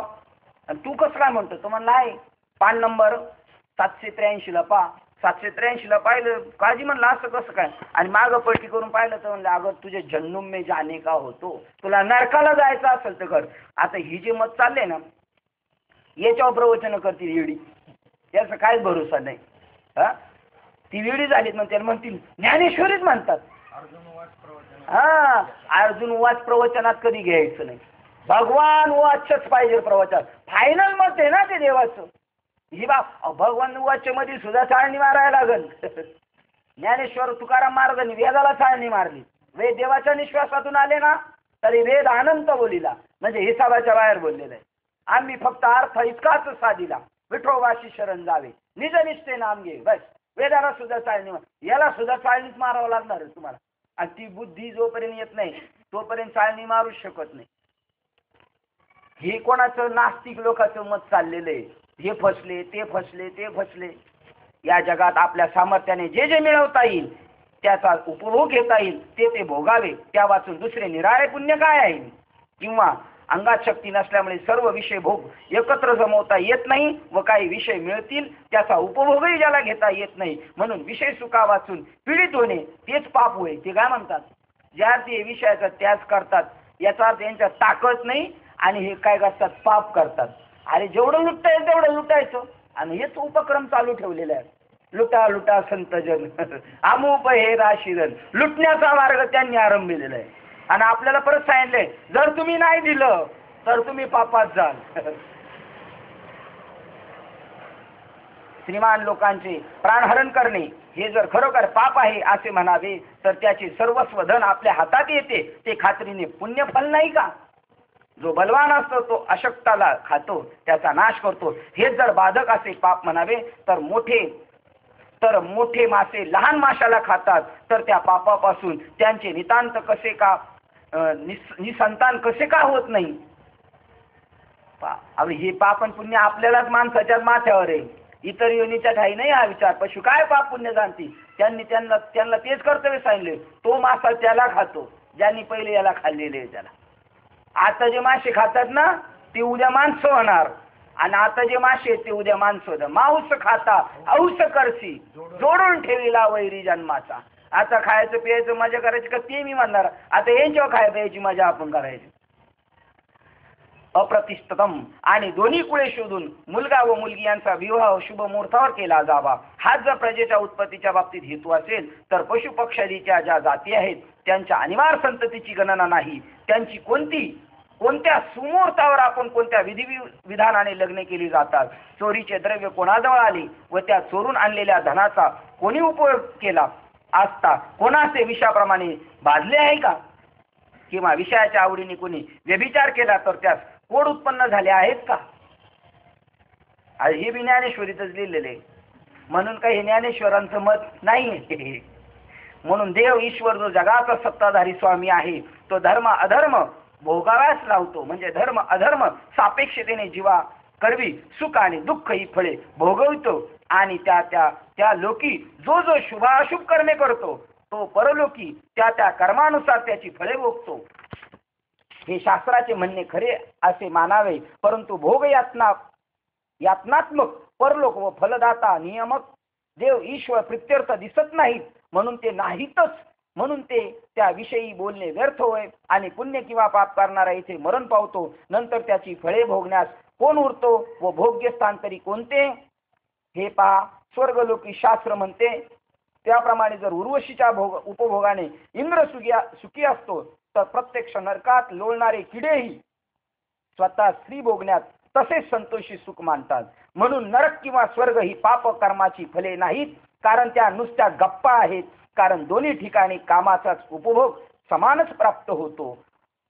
याच कारणास्तव कामाच्या इच्छेने स्त्री व पुरुष यांची जोडपी एकत्र झाली म्हणजे त्यांच्यापासून सर्व जग उत्पन्न होते, आणि आपल्या हिताकरता जे जे लागेल ते कामाकडून पोचले जाते. म्हणजे इच्छेनुसार आपण जे काही मिळवतो नंतर त्याचा आपल्यास वीट येऊन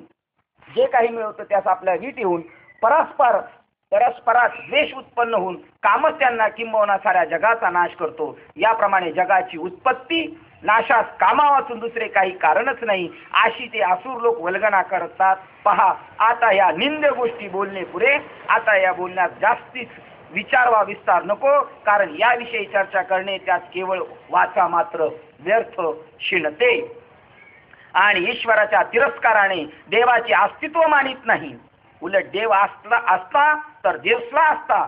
नुकतीच ते निरर्थक बडबड करीत असतात. इतकेच नव्हे तर त्याविषयीच्या त्यांच्या चित्तात तसाच देव नाही असाच एक दृढ निश्चय झालेला असतो. फार काय सांगावे, उघड रीतीने आपण अंगाने पाखंडी आहोत असा आपल्या ठिकाणी बाणा बाळगतात. अंतकरणात्मक वेशीत एक नास्तिकपणाची हाडच रोवली असते.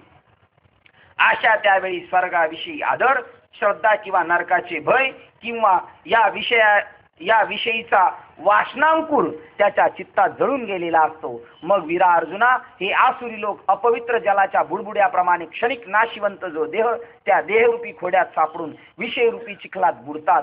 ज्यावेळेस जलचरांचा मृत्यू उडवलेला असतो त्यावेळेस त्यांना धरण्याकरता डोहावर कोळी जमून जाळी टाकतात, किंवा शरीर पडण्याची वेळ आली म्हणजे त्यावेळी शरीरात रोगाचा उद्भव होतो, किंवा विश्वाच्या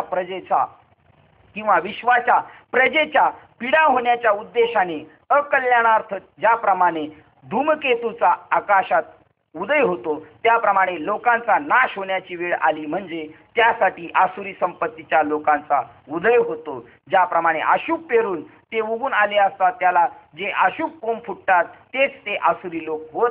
याप्रमाणे हे आसुरी लोक पापाचे चालते बोलते कीर्तिस्तंभच आहेत. आणि ज्याप्रमाणे अग्नीला मागे अथवा पुढे आलेल्या वस्तू जळावयाचे या वाचून अग्नीस दुसरे काही एक कर्तव्य ठाऊक नसते, त्याप्रमाणे त्याच्याजवळ येणारा मनुष्य चांगला असो अथवा वाईट असो त्याच्या हे विरुद्ध तेवढेच एक करावयाचे ते आसुर जाणतात. परंतु अर्जुना, ज्या उत्सुकतेने तीच विरुद्ध आपली कृत्ये आरंभ करतात त्यांच्या उत्सुकतेचे वर्णन करतो ते ऐक. असे श्रीनिवास पार्थास म्हणाले. तर जाळ्यात पाणी साठून ते कधीही भरले जात नाही. व अग्नीला काष्टी कधी पुरेशी होत नाही. आशा केव्हाही तृप्त न होणाऱ्या वस्तूमध्ये जो अग्रगणी असून सदाच बुभुक्षित असतो, असा जो काम त्या कामाचा आपल्या मनात आश्रय करून हे पांडवा त्यात भरीला म्हणून दंभ व मान यांच्या समूहासही जमवतात. अगोदरच माजलेला हत्ती व त्यात आणखी भरीला दारू पाजली म्हणजे तो अधिक उन्मत्त होतो. त्याप्रमाणे मुळातच अंगात मदाचा ताठा भरलेला आणि आसुरी संपत्तीने युक्त असलेले जे लोक ते जो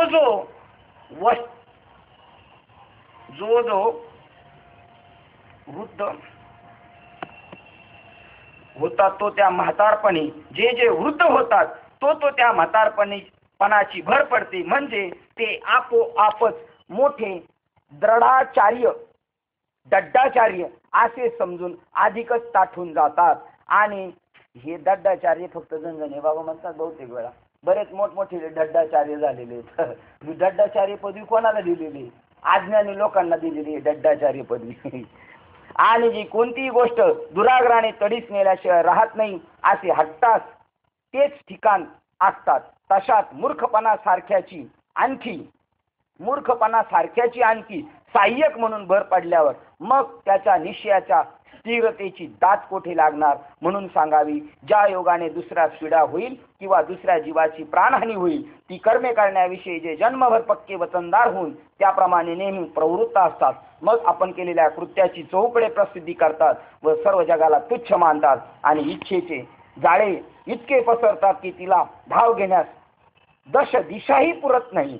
ज्याप्रमाणे धर्मार्थ देवाच्या नावाने सोडलेली गाय शेतात मोकळी सोडल्यावर ती हवी तिकडे व धान्य गवत सरसकट चरते, त्याप्रमाणे अभिमानाधिक विकारयुक्त होऊन पापचरणाद्वारा पापेच वाढवित असतात. याच एका साधन सामुग्रीने त्यांची कर्मप्रवृत्ती होत असते आणि जीवनापलीकडील म्हणजे मरण पावल्यावरही आपल्या सुख मिळावे म्हणून ते चिंता काळजी वाहतात.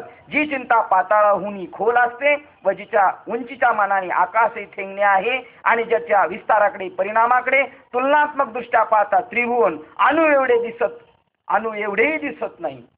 म्हणजे एवढी त्याला चिंता आहे. बाबा एक गोष्ट सांगतात नाही किती चिंता लागलेली त्याला. मी आता जिवंतपर्यंत चिंता, पण मेल्यावर बी चिंता, स्वर्ग लोकापर्यंत वगैरे वगैरे.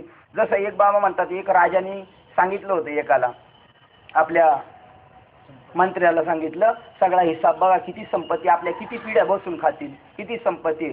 तो म्हणला काय काळजी करायची नाही, 10 पिढ्या बसून खातील एवढी आपली संपत्ती राजेसाहेब. तरी राजेसाहेबांनी डोकं धरून बसले. सर्व सुखाचे आगर याशे राजे महाराष्ट्रात फिरलेले डोकं धरून बसलेले. सर्व सुखाचे आगर म्हणजे गाड्यांना तोटा नाही, असं सुखाला जिथं तोटा नाही आणि त्याच्याशिवाय कीर्तनाला सुरुवात होत नाही ती लोक डोकं धरून बसले. तसा तो राजा डोकं धरून बसला. म्हणला माझ्या 11व्या पिढीचं काय होईल, 10 पिढ्या बसून खातील, 11 पिढीचं काय होईल. असं अज्ञानात्मक. आपण त्यातलेच आहेत म्हणा, आपण काही त्याच्यापेक्षा वेगळे नाही. आपण म्हणतो मेले आपल्या बायकोचं काय होईल, पोराचं काय होईल, काय होणार आहे त्यांचं, त्याला लय दिवस जाणार आहे काय होणार. अरे ज्याचं त्याचं जे होणार आहे, जे तो प्रारब्धानुसार घेऊन आलेलं आहे. कोणाचं इथं हे ज्ञानेश्वर महाराजांनी सांगून आपल्याला निशंक करून टाकलं. कवनाचे मायबाप, कवनाचे गणगोत. मायबाप कोणाचे? शरीराचे. शरीरच माझं नाही, ताईबाप तर पुढं माझे. कवनाचे मायबाप, कवनाचे गणगोत. मृग जळवत जाईल रया. नसती चिंता करत बसले. त्याला याला इतकी चिंता का पाताळाहून खोल असते, उंचीच्या मानाने आकाशही ठेवणे आणि जिच्या विस्ताराकडे परिणामाकडे तुलनात्मक दृष्ट्या पाहता त्रिभुवन अणु एवढे दिसत नाही. नवीनच संन्यास दीक्षा घेतलेल्या यतीस त्या योगपटाची नावाची व संन्यास नियमाची जशी सारखी घोगणी लागत असते, त्याप्रमाणे ज्याच्या चित्तात असीम स्वरूपाची चिंता द्रष्ट भावी विवंचना असते किंवा पतिव्रता स्त्री आपल्या पतीस मरणासारख्या संकटातही त्याच्याबरोबर सती जाते, पण त्यास सोडणे मुळीच जाणत नाही, तशी त्यास शेवटपर्यंत न सोडणारी चिंता असते. आसार अशा विषयाधिकाविषयी नेहमी मनात लालसा इच्छा बाळगून त्याच्या प्राप्तीविषयी अपार चिंता निरंतर वाढवतात. स्त्रियांनी गायलेले गाणे नेहमी ऐकावे, स्त्रियांचे स्वरूप डोळ्यांनी पाहावे. इतकेच नव्हे तर सर्व इंद्रियांनी स्त्रियांचेच आलिंगनास करण्यास सापडावे आणि सुखावरून अमृतही ओवाळून टाकावे. अशा प्रकारचे सुख श्रीखिरीज अन्यत्र नाहीच, स्त्रीपेक्षा अधिक दुसरे सुखच नाही असा त्यांच्या चित्ताने निश्चय केलेला असतो. मग त्याच स्त्रीभोगाकरता स्वर्गात, पातळात किंवा दिशांच्या सीमेपलीकडेही धाव घेतात. गळास लावलेल्या आमिषाच्या मोठ्या आशेने मासा काहीही विचार न करता जसा ती आमिषाची उंडी खाऊन मरण पावतो, तशी स्थिती मरण या विषयाच्या ठिकाणी त्यांनी अशा आसक्ती ठेवल्याने होते. मौज ही आहे की इच्छित गोष्ट तर त्यास प्राप्त होतच नाही. जरी आमिषासाठी गेलं तर आमिषच्या कुठे ते माशाला खायला भेटते, आमिषही भेटत नाही. उलट त्या कोरड्याच आशेची परंपरा मात्र वाढवीत शेवटी कोश किड्याप्रमाणे नसतेच बंधन करून घेतात आणि एखाद्या वस्तूची इच्छा करावी व ती वाढलेली इच्छा जर पूर्ण झाली नाही तर लगेच त्यांना द्वेष उत्पन्न होतो. म्हणजे किंचित वस्तू लाभापासून तृप्ती मानतात व तीच वस्तू न मिळाल्यामुळे क्रोधयुक्त होतात. एवच त्यांना काम क्रोधापेक्षा अधिक असा पुरुषार्थच वाटत नाही. अर्जुना, ज्याप्रमाणे ठाण्यातील स्वारास देवडीवाल्यास विसावा नसतो, दिवसा मालकाच्या कामगिरी करता फिरावे लागते व रात्री पहारा करीत गस्त घालावे लागते, म्हणून त्याला जसा रात्रंदिवस विसावा मिळतच नसतो, त्याप्रमाणे कामाने उंच शिखरावरून लोटून दिल्यामुळे ज्या वस्तूविषयी अतिशय इच्छा धरली तो विषय न मिळाल्यामुळे क्रोधाच्या खडकाळ टेकडीवरती आढळतात, क्रोधविष्ट होतात. तरीही विषयासक्ती कमी होत नाही, ती नाहीच. उलट निगर घट्ट बनून विषयावरील आसक्ती रूप प्रेमामुळे विषयाविषयीची प्रीती व द्वेष ही कोठेही मावत नाहीत, एवढी वाढत असतात. तसेच चित्तातील हवेमुळे विषय वासना मेळावा समुदाय जमवला खरा, तरी पण त्या यच्चयावत विषय वासनांची पूर्ती अर्थात भोग्य विषयात भोगून तृप्ती मिळण्याकरता द्रव्य असले पाहिजे ना. म्हणून विषय वासना पूर्ण होण्यास पुरेल इतके द्रव्य मिळवून आणण्याकरता जगातील लोकांस यथेच्छ लुटतात, त्रास देतात, एखाद्याला संधी साधून आडरानात गाठून मारतात, एखाद्याचे सर्वस्व हरण करतात, एखाद्याचा नाश करण्याकरता प्राणघातक अपायकारक युक्ती योजतात. पारधी लोक डोंगरावर शिकारीत जातेवेळी ज्याप्रमाणे आपल्याजवळ फासे, पोती, जाळी आणि शिकारी कुत्री, बहिरी ससाने, चिकाट्या, घोरपडी व भाले वगैरे घेऊन निघतात व ते पारधी आपले पोट भरण्याकरता पुष्कळ प्राण्यांचे समूह मारून आणतात, त्याप्रमाणे हे आसुरी संपत्तीचे लोक अशीच वाईट कर्मे करतात, दुसऱ्याचा प्राणघात करून द्रव्य मिळवतात आणि ते मिळवल्यावर त्याच्या चित्तात ते कसे संतोष पावतात ते ऐका. तर तो म्हणतो, आज बहुतेकांची संपत्ती मी आपल्या स्वाधीन करून घेतलीच आहे, म्हणून मी आता धन्य नाही का. याप्रमाणे जो आपण आपली प्रौढीने स्तुती करू लागतो तो आपले मनात आणखीन लोकास लुटण्याची हाव बाळगतो व लगलीच म्हणतो की उद्या आणखीनही पुष्कळ लोकांचे द्रव्य हरण करून आणू. जेवढे काही आज हे द्रव्य आपण मिळवले आहे तेवढ्या भांडवलावर जे काही आणखी चराचरापैकी शिल्लक असेल तेवढे केवळ फायदा म्हणून मिळवील. लुबाडण्याजोगा श्रीमंत जवळ आणखी काही जी स्थावर जंगम संपत्ती शिल्लक राहिली असेल तीही हरण करून आणीन. याप्रमाणे या विश्वातील सर्व संपत्तीला मी एकटा मालक होईल. मग ज्याच्याजवळ माझी दृष्टी पडेल त्याला उर्वरित राहू देणार नाही, त्यांचा तर नाश करीन. मग काय, आजपर्यंत नष्ट केलेले शत्रू थोडे आहेत तर आणखीनही दुसरे जे बलाढ्य आहेत त्यांनाही जिंकीन व संधी साधून मारीन आणि मग मी एकटाच मोठ्या लौकिकाने नांदेन. मग माझे जे सेवक चाकर होतील त्यांचे खिरीज इतरांना मी मारीन, त्यांचा नाश करीन.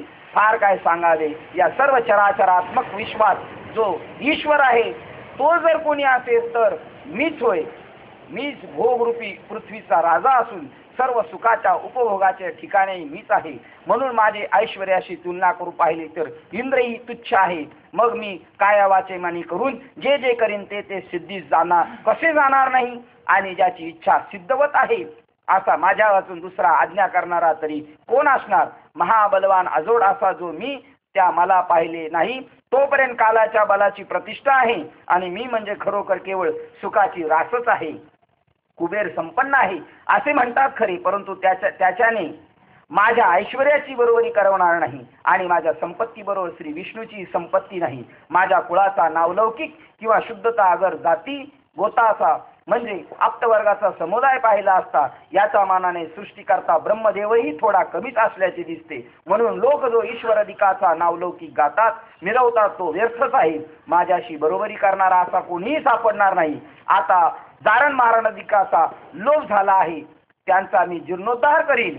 लोकास पीडा करणारे असे जे यज्ञ याग वा कर्म तेच मी करीन व प्रचारात आणीन.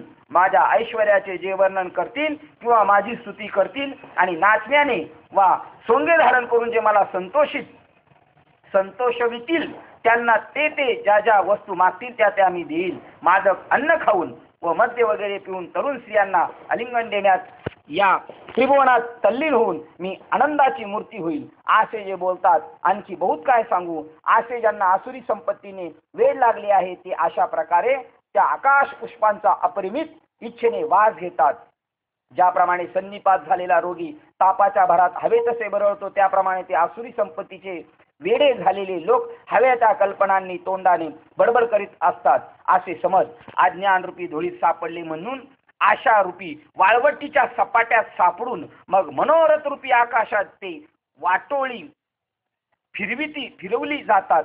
त्याप्रमाणे आषाढ महिन्यात मेघ जसे एकावर एक असे अगणित येतात किंवा जशा समुद्रात एकसारख्या अखंड लाटावर लाटा येत असतात त्याप्रमाणे ते अखंड अनेक वैश्विक कामाची इच्छा करीत असतात. मग मनोरथ रूपी वेलस मनात पसरून जाळ्या झाल्या किंवा ज्याप्रमाणे काट्यावरील कमळे ओढावीत म्हणजे कमळे फाटून जातात किंवा पारसा ज्याप्रमाणे दगडावर मूर्तीची वा काचेची हंडी आपटली असतात ती फुटून तिचे शतशः तुकडे तुकडे होतात त्याप्रमाणे त्याच्या अंतःकरणाचे त्या मनोरथामुळे तुकडे तुकडे होतात. तेव्हा जो जो रात्र वाढेल तो काळोखही वाढतो. त्याप्रमाणे जो जो अज्ञान वाढेल तो त्याच्या अंतःकरणात मोहही वाढत असतो आणि जो जो मोह वाढतो तो विषय वासनेचीही वृत्ती होते आणि जेथ विषय असतात तेथे तर पातकालाच कारण व आश्रय असतात.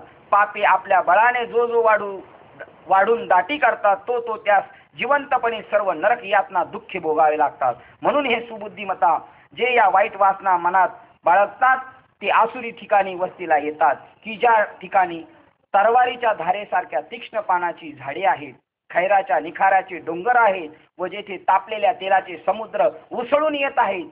लोक म्हणतात मारिती जोडीती तोडीती. हे काय खरं आहे का?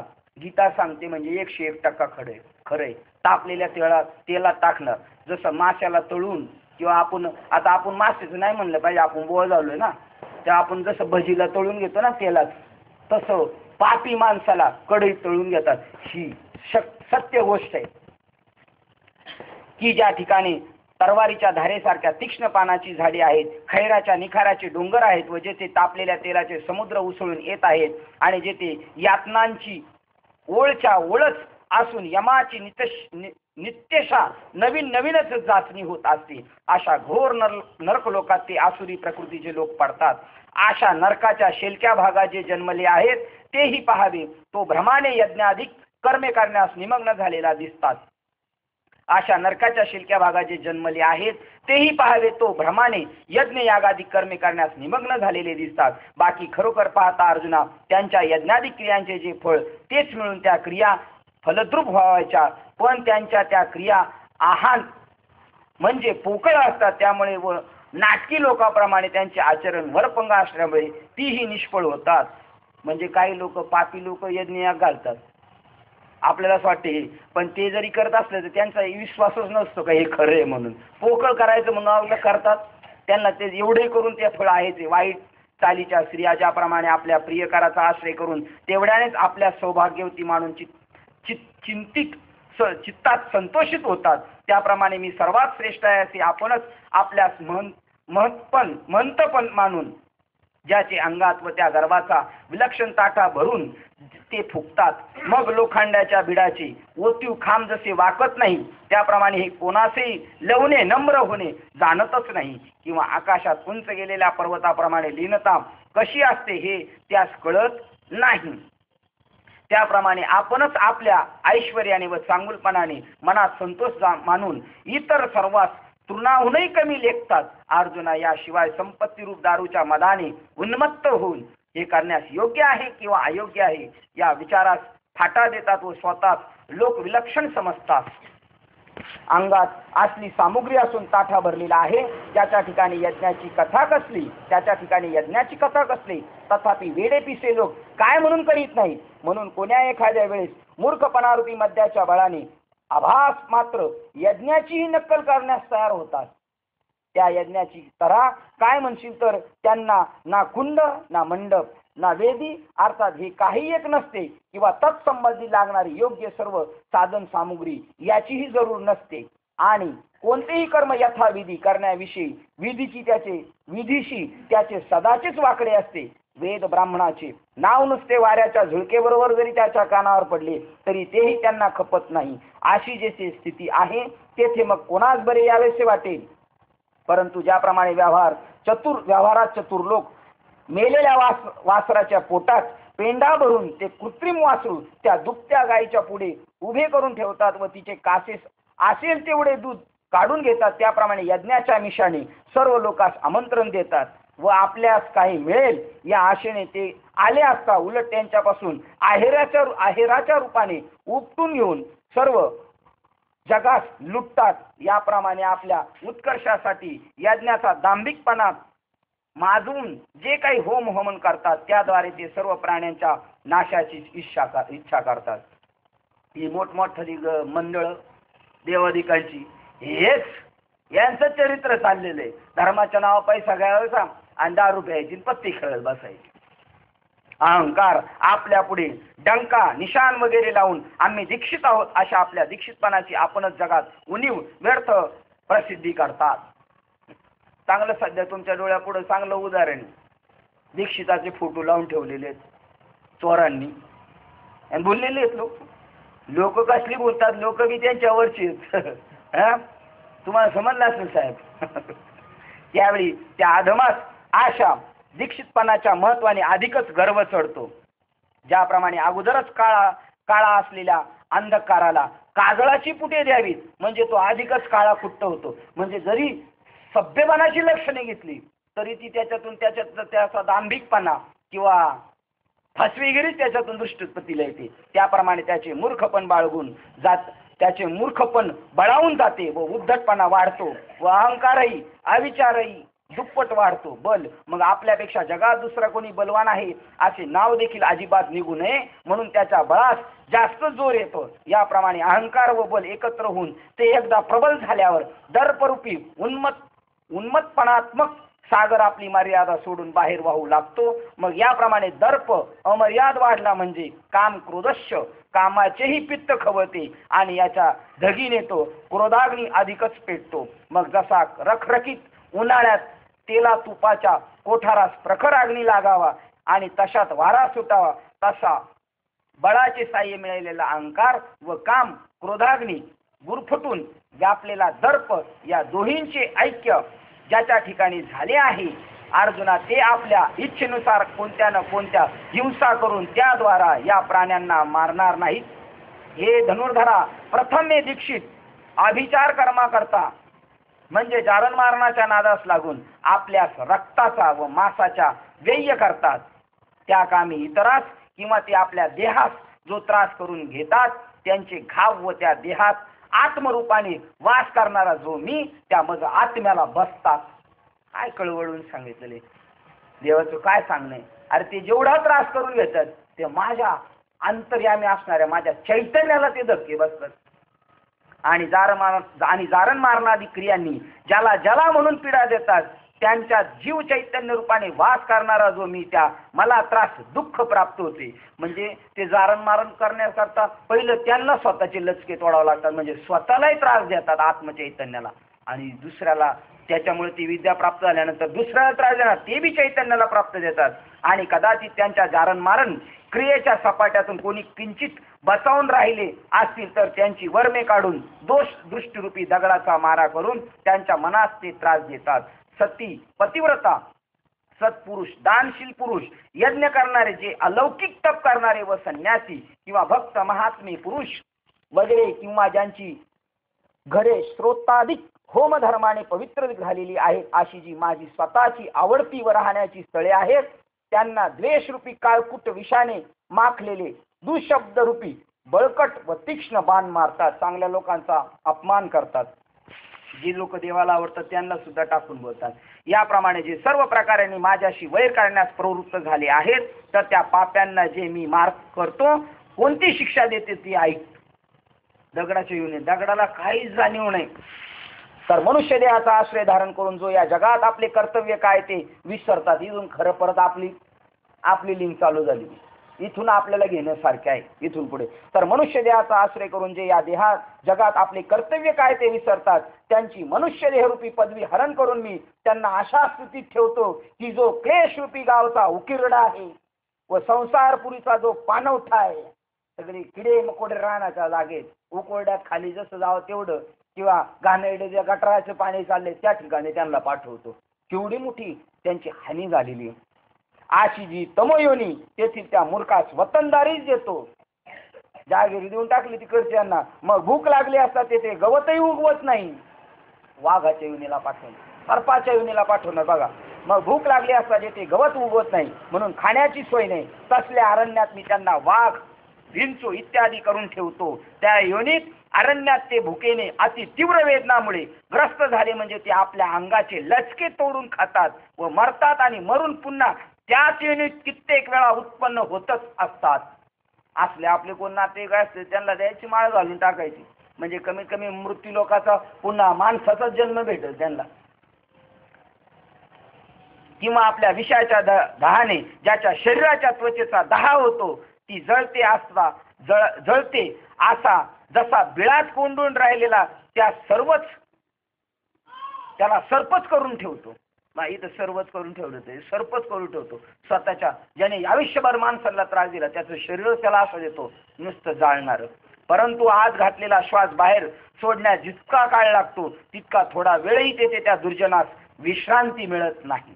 याप्रमाणे ज्याचे माफ करता येत नाही असे कोट्यावधी कल्पचे कल्पसंख्या मोजली तरी थोडीच अशा क्लेशदायक युनिट तितका वेळपर्यंत ठेवतो, त्यांना तेथून काढीतच नाही. आणि म्हणून कोर्टात खऱ्या अर्थाने गीता ठेवलेली. भारत देशात जन्माला आलेला मनुष्य आहे, त्याने गीता वाचली आहे असं गृहीत धरलेले आहे या जेवढ्या ज्ञानी लोकांनी, आणि त्यांनी वाचलेले त्यामुळे तो तिथं तरी न्याय देवतेच्या ठिकाणी. कारण त्याला माहिती आहे आपण जर इथं काही चुकीचं बोललो तर आपल्याला काय काय जन्म आहे हे इथं ठेवलेले. तिथं जाऊन त्याला पुन्हा जाणीव करून द्यायची, गीतेवर हात ठेवून सांग. कारण त्याला माहिती आहे आपल्या एकेका पापाचा झाडा कसा होणार आहे पुढं. परंतु ज्यांना ज्या निष्कृष्ट ठिकाणी जावायचे आहे त्या मार्गातील हा पहिला मुक्काम होय. हा तर पहिलाच मुक्काम आहे, अजून पुढं बरंच काय जायचं त्यांना. मग त्या अंतिम ठिकाण जसं आपला पंढरपूरला निघाल्यानंतर पहिला मुक्काम जसा आहे तसा हा पहिला मुक्काम आहे. मग त्या अंतिम ठिकाणाचा विचार केला असता इतर दुःखे त्यास भयंकर दुःखापुढे काहीच नाहीत, अशी दुःखे होणार नाहीत का? असा त्या आसुरी संपत्तीचा महिमा आहे की ज्याच्या योगाने इतकी अधोगती त्यांनी मिळवली असते ते ऐक. नंतर व्याघ्राधिक तामस युनित देहाच्या आधाराने जी थोडी तरी स्वस्थता प्राप्त होते तोही विसावा ओलावा मी हिसकावून घेतो. तिथं तरी जरा चालणे विलणे ताण लागली तर तळ्यावर तरी जाता येईल, पण आता ते काढून घेणार. मग जेथे अंधार गेला असता काळवंडला जातो अशा तमाच्या मूर्ती असणाऱ्या योनीत त्यांना मी घालतो. ज्या तमाची पापालाही किळस उत्पन्न होते, नरकही ज्याचे भय घेतात व जेथून शिनामुळे श्रमही मूर्छित होतात. ज्याच्या योगाने मलही पापहीन मलिन होते, ताप ज्याच्या योगाने पोळला जातो व ज्याचे नाव काढले असता महाभयासही भीती वाटते, त्या तमाचा पापालाही कंटाळा असतो. अमंगळ वस्तूसही ज्याच्या स्पर्शाने अमंगळपणा उत्पन्न होतो व विटाळही ज्याच्या विटाळाला सदा भीतच असतो. धनंजया, अशी जी या साऱ्या विश्वाच्या वाईटातील निष्कृष्ट अवस्था त्यात ते आसुरी लोक उपयुक्त व्याघ्राधिक तामस योनी भोगल्यानंतर उत्पन्न होत असतात. अरे रे, त्या तामसी योनीचे वर्णन करताना वाचा रडकुंडीला येऊन कष्टी होते. हे वाचताना संत हृदय दवलं आणि त्याच्यातून अभंग झाला. बुडते हे जन न देखवे डोळा, बुडते हे जन येतो कळवळा म्हणोनिया, येतो कळवळा म्हणोनिया. बुडते हे जन न देखवे डोळा, ते जन. संत हृदय द्रवलं आणि म्हणून ते सांगायला लागले, सांगतो तुम्हासी भजारे विठ्ठला, नाही तरी गेला जन्म वाया. ज्या आसुरी संपत्तीने असे घोर पतन अधोगती प्राप्त होते, ती वाईट आसुरी संपत्ती ते लोक वाऊर म्हणजे व्यर्थ कशासाठी वाढवतात कोण जाणे न कळे. हे तुकोबरायला बुडते हे जन. आणि ज्ञानेश्वर महाराजांनी पुन्हा आपल्याला जागृती करून दिली. ये साथे आलिया, अरे मनुष्य जन्माला जर आमच्या संगतीला तुम्ही आलात तर हे साथी आलया ओळंगा शारंग धरू, नाही तरी तुमचा संसार म्हणजे मनुष्य जन्म जाईल रया. पुन्हा जाणार खाली, कवी जन्म भोगून माणसाच्या योनीला आलेले. हेच पर मुक्तीचं रत्न मिळालेले. हीच पहिली देवाची कृपा आहे. अर्जुनाच्या आसुरी संपत्ती वंतांना असा नरकवास भोगावा लागतो. त्या मार्गाच्या बाजूस तू जाऊ नकोस म्हणून हे सांगितलं रेड सिग्नल याच्यासाठी. आणि ज्या अंगी आसुरी संपत्ती दंभ आदी करून संपूर्ण 6 दोष भरलेले असतात त्यांचा त्याग करावा. हे खरोखर तुला सांगायलाच पाहिजे का? हे टाकण्यासाठी सांगितलेले आहे. परंतु काम क्रोध लोभ या तिघांचे प्रस्थ जेथे जोरावलेले आहे तेथे अशुभ पाप पिकले आहे असे समज अर्जुना. वाटेल त्यास आपले दर्शन सहज सुलभ व्हावे म्हणून सर्व दुःखांनी आपला मार्ग अचूकपणा दाखवण्यासाठी त्यास काम क्रोधाधिक वाटाडे म्हणून नेमलेले. त्यांना आपलं दर्शन घ्यायला यायला म्हणजे त्या नरकाचं दर्शन घेण्यासाठी हे काम क्रोधाधिक वाटाडे. ते म्हणतात चला, जसं आपण फॉरेनर माणूस आला का मुंबईला त्याला गायडन्स दिला जातो तसे गायडन्स आहेत काम क्रोधाधिक. किंवा पापी लोकास नरक भोगास लोटण्याकरता जगामध्ये पातकांची म्हणजे काम क्रोधाधिकांची ही मोठी थोरली बलशाली सभाच आहे. रौनक नरक भयंकर आहेत म्हणून ज्यांची परोक्षता पुराणांतरी आपण ख्याती ऐकतो. त्या रौनक नरकाची तोपर्यंतच भयंकरता आहे की जोपर्यंत हे तिन्ही दोष अंतकरणात उठले नाही. बस त्याच्यापेक्षाही डेंजर सांगितले. ज्याच्यामुळे अपाय सोपे व फार लवकर प्राप्त होतात, यातना तर फार सवंग स्वस्त होतात. व हानी म्हणून जिला म्हणतात ती हानी नसून तिन्ही दोषच मूर्तिमंत हानी आहेत. अर्जुना, याची जी अति निष्कृष्ट अवस्था सांगितली तिच्यापेक्षा अधिक वर्णन करू फार काय सांगावे. हा त्रिदोष समुदाय म्हणजे नरकाचा दरवाजा जणू उंबरठाच आहे. हा काम क्रोध व लोभ यांच्यामध्ये जो मनपूर्वक उभा अनुकूल म्हणून आश्रय करतो तो नरकपूरच्या सभेत मोठ्या सन्मानास प्राप्त होतो. नरकपुरीत म्हणतात या तुमचीच वाट पाहतो. म्हणून हे कीर्ती तुला वारंवार बजावून सांगतो. ही काम क्रोध लोभ यांची ही त्रिपुटी ही जी सर्व विषयात सर्व प्रकारे अति वाईट आणि निंद तिचा त्याग अवश्य करावा. आणि पहा आता ज्याला खरोखर मोक्ष मिळवायचा आहे त्या माणसाला पुन्हा आता 22 नंबरचा श्लोक अति दक्षतेचा इशारा देतो. पहा, कोणासही धर्म अर्थ काम आणि मोक्ष या 4ही पुरुषार्थापैकी एका पुरुषार्थाची गोष्ट तेव्हाच काढता येईल ज्यावेळेस हा काम क्रोध व लोभ या तिघांच्या समुदायाची संगत सोडेल.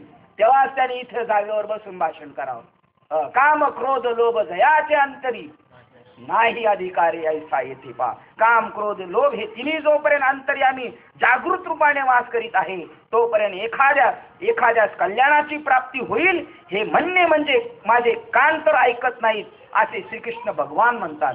हे तिन्ही जीव जवळ जागती तवरी निकयाची प्राप्ती हे माझे कानही न ऐकती देव म्हणे. ज्याला स्वतःवर प्रेम असून ज्याला स्वतःच्या आत्म्यावर प्रेम असेल त्यांनी यांची संगत टाकावी. ज्याला स्वतःवर प्रेम असून आपल्या कल्याणाची इच्छा आहे किंवा आपला नाश होईल म्हणून जो भीतो त्यांनी या तिघांची संगत धरण्याच्या वाटेस जाऊच नाही तर सावध व्हावे. पोटाशी दगड बांधून समुद्रात बाहुबलाने तरुण जाणे किंवा जगण्याकरता काळकुट्ट विषयाचे सेवन करणे म्हणजे या काम क्रोध लोभाच्या संगतीने तशी कार्यसिद्धी होते असे समज. म्हणून अर्जुना, याचा मनातून मागमूस नाहीसा करून टाक. ज्यावेळेस अकस्मात हे सहजगत्या या 3 कांड्यांची साखळी पायातून तुटून जाईल त्यावेळेस आपल्या हिताच्या म्हणजे ब्रह्म ऐक्य अनुभवाच्या वाटेने सुखाने चालण्यास मिळेल. हित या शब्दावर लगेच कंस करून ठाकरे महाराजांनी लिहिली. हिताच्या म्हणजे ब्रह्म ऐक्य अनुभवाच्या वाटेने सुखाने चालण्यास मिळते. कफ वात व पित्त या तिन्ही दोषांनी शरीरास टाकावे. शरीर आरोग्य संपन्न होते किंवा चहाडी चोरी आणि शिंदळकी त्रिपुटीचा नाश झाल्यानंतर एखाद्या शहरातील नांदणूक सुखाने होत असते आणि आध्यात्मिक आधी भौतिक आणि आधी दैविक हे 3 ताप नाहीसे झाल्यावर अंतःकरण जसे आनंदयुक्त होते तसे काम, क्रोध व लोभ हे तिन्ही दोषांनी ज्यास सोडलेले आहे त्यासच या जगात सुख प्राप्त होऊन मोक्ष मार्गात सज्जनांच्या संगतीचा लाभ होतो. मग तो त्या प्रबल सत्संगतीच्या योगाने व सत्शास्त्राच्या साह्याने जन्म मृत्यूचे माळरांगण उल्लंघन करतो. त्यावेळेस एक पान राहिलेले त्या ठिकाणी सर्वत्र संपूर्ण आत्मानंद नेहमी वास करतो. असे जे गुरुकृपारूपी सुंदर नगर रम्य स्थान ते त्याला प्राप्त होते. मग निरतिशय प्राप्तीचे परमोच्च स्थान आणि जी आत्मरूपी माऊली तिची त्या ठिकाणी भेट होते व तिला आलिंगन दिल्याबरोबर अविलंब करून संसाराचा ताप आपोआप नाहीसा होतो क्षणात आणि ताबडतोब. याप्रमाणे जो काम, क्रोध, लोभ यांचा परिपूर्ण त्याग करून मोकळा होतो तो एवढ्या व्यापक आत्मलाभाचा स्वामी होतो, आत्मप्राप्ती करून घेण्यास समर्थ होतो. किंवा हे आत्मप्राप्तीचा लाभ काही एक न आवडून ज्याने कामाधिकांच्या ठिकाणी आपले डोके खुपसले तो आत्मचोर, आत्मघात करणारा होय. या जगात सर्वांना सारखा असून सर्वांवर सारखी कृपा करणारा व आपले हित आणि अनहित दाखवणारा केवळ दीपक असा जो सर्वांचा गुरु बाप वेद त्याची आज्ञा जो जुमानीत नाही, जो वेदशास्त्रात सांगितलेल्या विधिनिषेधाची भीड धरीतच नाही व ज्यास आपले आत्महिताची चाडच नाही व जो इंद्रियाचे सर्व लाड वाढवीत पूर्वीत गेला, काम, क्रोध, लोभ यांची कास सोडणारच नाही म्हणून त्यांना दिलेले वचन जो पाळतो, मोडीत नाही व स्वेच्छारूपी अफाट रानात शिरून हिंडत राहतो, तो सुटकेच्या ओघातील पाणी पिऊ शकत नाही. म्हणजे जन्म मरणाची अविश्रांत वाटचाल करतो. इतकेच नव्हे तर त्या सुटकेनंतरची सोलीव सुखाची गोष्ट स्वप्नात देखील दूरच असते आणि परलोकात तो अंतरतोच हे ठेवल्यासारखेच आहे यात शंका नाही. परंतु त्याला या लोकाचेही भोग भोगण्यास मिळत नाही, याही लोकातले नाही हो, कारण शरीर कमजोर होऊन जातं. तर एखादा ब्राह्मण नदीच्या तीरी स्नान संध्या करीत असता पहा काय माऊलीने दृष्टांत दिलं, याही शरीरातलं नाही आणि परलोकाचं सुद्धा नाही. आणि उदाहरण किती निवडून काढले तर एखादा ब्राह्मण नदीच्या तीरी स्नान संध्या करीत असता माशावर मनाने भुलून ते धरण्यास कोळी जातीत शिरला. त्यांचे कृत्य कोळी लोकांनी पाहिल्यावर जसे ते म्हणाले, असला हा नास्तिक आमच्या जातीत नको असे म्हणून त्यास घेईना. त्याची माशाविषयी इच्छा तर पुरी होतच नाही, पण तो त्या कोळ्याच्या जातीस व ब्राह्मणत्वसही मुक्तो. त्याप्रमाणे विषयासक्तीमुळे विषयाच्या नादाला लागून ज्याने परलोक पालथा घालवलाच पण इह लोकांची पाहू गेले असता जो मृत्यूच्या सपाट्यात सापडलेलाच असतो. याप्रमाणे त्याला परलोक नाही व स्वर्गही नाही आणि ज्याला इह लोकही विषयाचा भोग भोगायला सापडत नाही तेथे मोक्ष प्राप्तीची गोष्ट कशाला बोलायलाच पाहिजे. म्हणून कामाच्या वृद्धीने, बळाने, आग्रहाने जो विषय सेवन करू पाहतो त्याला विषय वैशिक सुख भोगावास मिळतच नाही, स्वर्गही प्राप्त होत नाही आणि तो उद्धरणही जात नाही. याच तो बाप्पा अर्जुना, ज्याला आपले खरोखर कल्याण व्हावे अशी इच्छा असेल त्याने वेदात सांगितलेल्या आज्ञेची कधीही अवज्ञा करू नये. पतीच्या मर्जीप्रमाणे वागून पतिव्रता स्त्री अनायासेच आपले हितास प्राप्त होते किंवा श्रीगुरूंच्या आज्ञेकडे लक्ष देऊन जो ती पालन करतो तो शिष्य आत्मानुभवात प्रवेश करतो. फार काय सांगावे, फार काय, परंतु अंधारात आपणच ठेवलेली वस्तू ठेव जर हाती यावी असे वाटत असेल तर ज्याप्रमाणे दिव्याचा उजेड अगत्य पुढे करावा त्याप्रमाणे पार्था जो सर्व पुरुषार्थाचा स्वामी होईल असे जिज्ञासा बुद्धीने म्हणतो त्याने श्रुती आणि स्मृती यास आपले मस्तक बस्कर म्हणून घालावे. म्हणजे त्यांच्या सर्व आज्ञा शिरसावद्य मानल्याच पाळल्याच पाहिजे. जे टाकून शास्त्र सांगेल, जे टाकून द्यावे असे शास्त्र सांगेल. म्हणून म्हणते ते राज्यही असले तरी तृणवत मानून सोडून द्यावे व शास्त्रोक्त जे घ्यावे, शास्त्राने जे घ्यावे असे स्वीकारले म्हणून सांगितले ते जरी मारक विष असले तरी घ्यावे. ते विरुद्ध प्रतिकूल मानू नये, कारण तशी वेदाची आज्ञा असल्यामुळे त्यात कल्याणच होणार. अर्थात तशी प्रमारूप आस्तिक्य बुद्धिरूप श्रद्धा असावी. अर्जुना, ह्याप्रमाणे वेदाची एकनिष्ठपणे आज्ञा पालन करणारे झाले तर मग त्यांची व अनिष्टाची अहिताची गाठ कोठून पडणार. हे बघ, अहितापासून सोडवून काढणारी आणि हिततम ब्रह्मस्थिती, हित या शब्दावर पुन्हा त्यांनी सांगितलं ब्रह्मतम स्थिती, देऊन वाढवणारी श्रुती विना जगात दुसरी कोणतीच माहुली नाही बरे. म्हणून जीवाने ब्रह्माशी असलेले अनादि सहज ऐक्य अभिव्यक्त करते त्या श्रुतीची कोणीही हेळसांड अवज्ञा करू नये. अरे तूही विशेष करून श्रुतीलाच एकनिष्ठ होऊन बघावे. कारण अर्जुना, मागील जन्मी धर्माचरण केल्यामुळे अनुष्ठान भले करून या जन्मी सत्शास्त्रे यथार्थ शास्त्र सार्थ करण्यासाठी तू या राजकुलात जन्माला आलेला आहेस. मागच्या पुण्याने तू इथं आलाय आणि इथं आलाय तर तेच तू कर. इतकेच नव्हे तर धर्मराजाचा तू धाकटा भाऊ असल्यामुळे धर्मानुज हे नाव तुला सहजच ओघाने प्राप्त झाले आहे. तेव्हा त्यावरूनही असाच बोध सूचित होतो की तू वेदबाह्य वर्तन करू नकोस. हे योग्य कार्य आहे किंवा अकार्य आहे म्हणजे करण्यास अयोग्य आहे याची विवेकपूर्ण पारख करण्याच्या बाबतीत शास्त्रात व शास्त्र ज्ञानात परीक्षक ठरवावे. शास्त्राने जे अकार्य म्हणजे निश्चित असे ठरवले असेल ते वाईट म्हणून टाकून द्यावे. मग खरोखर जे उत्तम कर्तव्य म्हणून निघेल ते तू स्वतः अगत्यपूर्वक आदराने आचरावे. कारण हे सुबुद्धिमंता, आज तुझ्या हातात जगाचे प्रमाण मानण्याजोगा शिक्का आल्यामुळे तू राजा असल्यामुळे तुझा आचार लोक याप्रमाणे मानून खरोखर लोकांनी तुझ्या आचरणाचा कित्ता गिरवला पाहिजे अशी तुझी योग्यता असून लोकसंग्रहात तू अधिकारी आहेस. म्हणजे हे कीर्तनकारांना बांधलेले बरं का उपरण्यानी, पण याची तर बिलकुल जाण नाही. तू धर्मानुज आहे, तू धर्माचं कार्य करण्याला तुला शिक्का बसलाय तर आता तू असलं वाग. महाराज म्हणतात याप्रमाणे आसुरी दोष समूहाची सर्व लक्षणे सांगून त्या आसुरी दोषातून सुटून निघण्याच्या प्रकाराचा निर्णयही देवाने अर्जुनास सांगितला. यावर तो अर्जुन आपल्या अंतकरणातील जे काही सद्भाव ठेवून विचारील तो विचार चैतन्याच्या कानांनी म्हणजे सावधान चित्ताने ऐका. श्री व्यासांनी आज्ञा केल्याप्रमाणे संजयाने सर्व वृत्तांत निरोप सांगून धृतराष्ट्र राजास वेळ घालविला. त्याप्रमाणे श्री निवृत्ती महाराज वेळ घालवला म्हणजे पुलाव बसतात असंच म्हणले रे वाक्य. असं नसलं पाहिजे अर्थ कदाचित. आता आपण बघू उद्या. श्री व्यासांनी आज्ञा केल्या धृतराष्ट्राचा वेळ घालवला.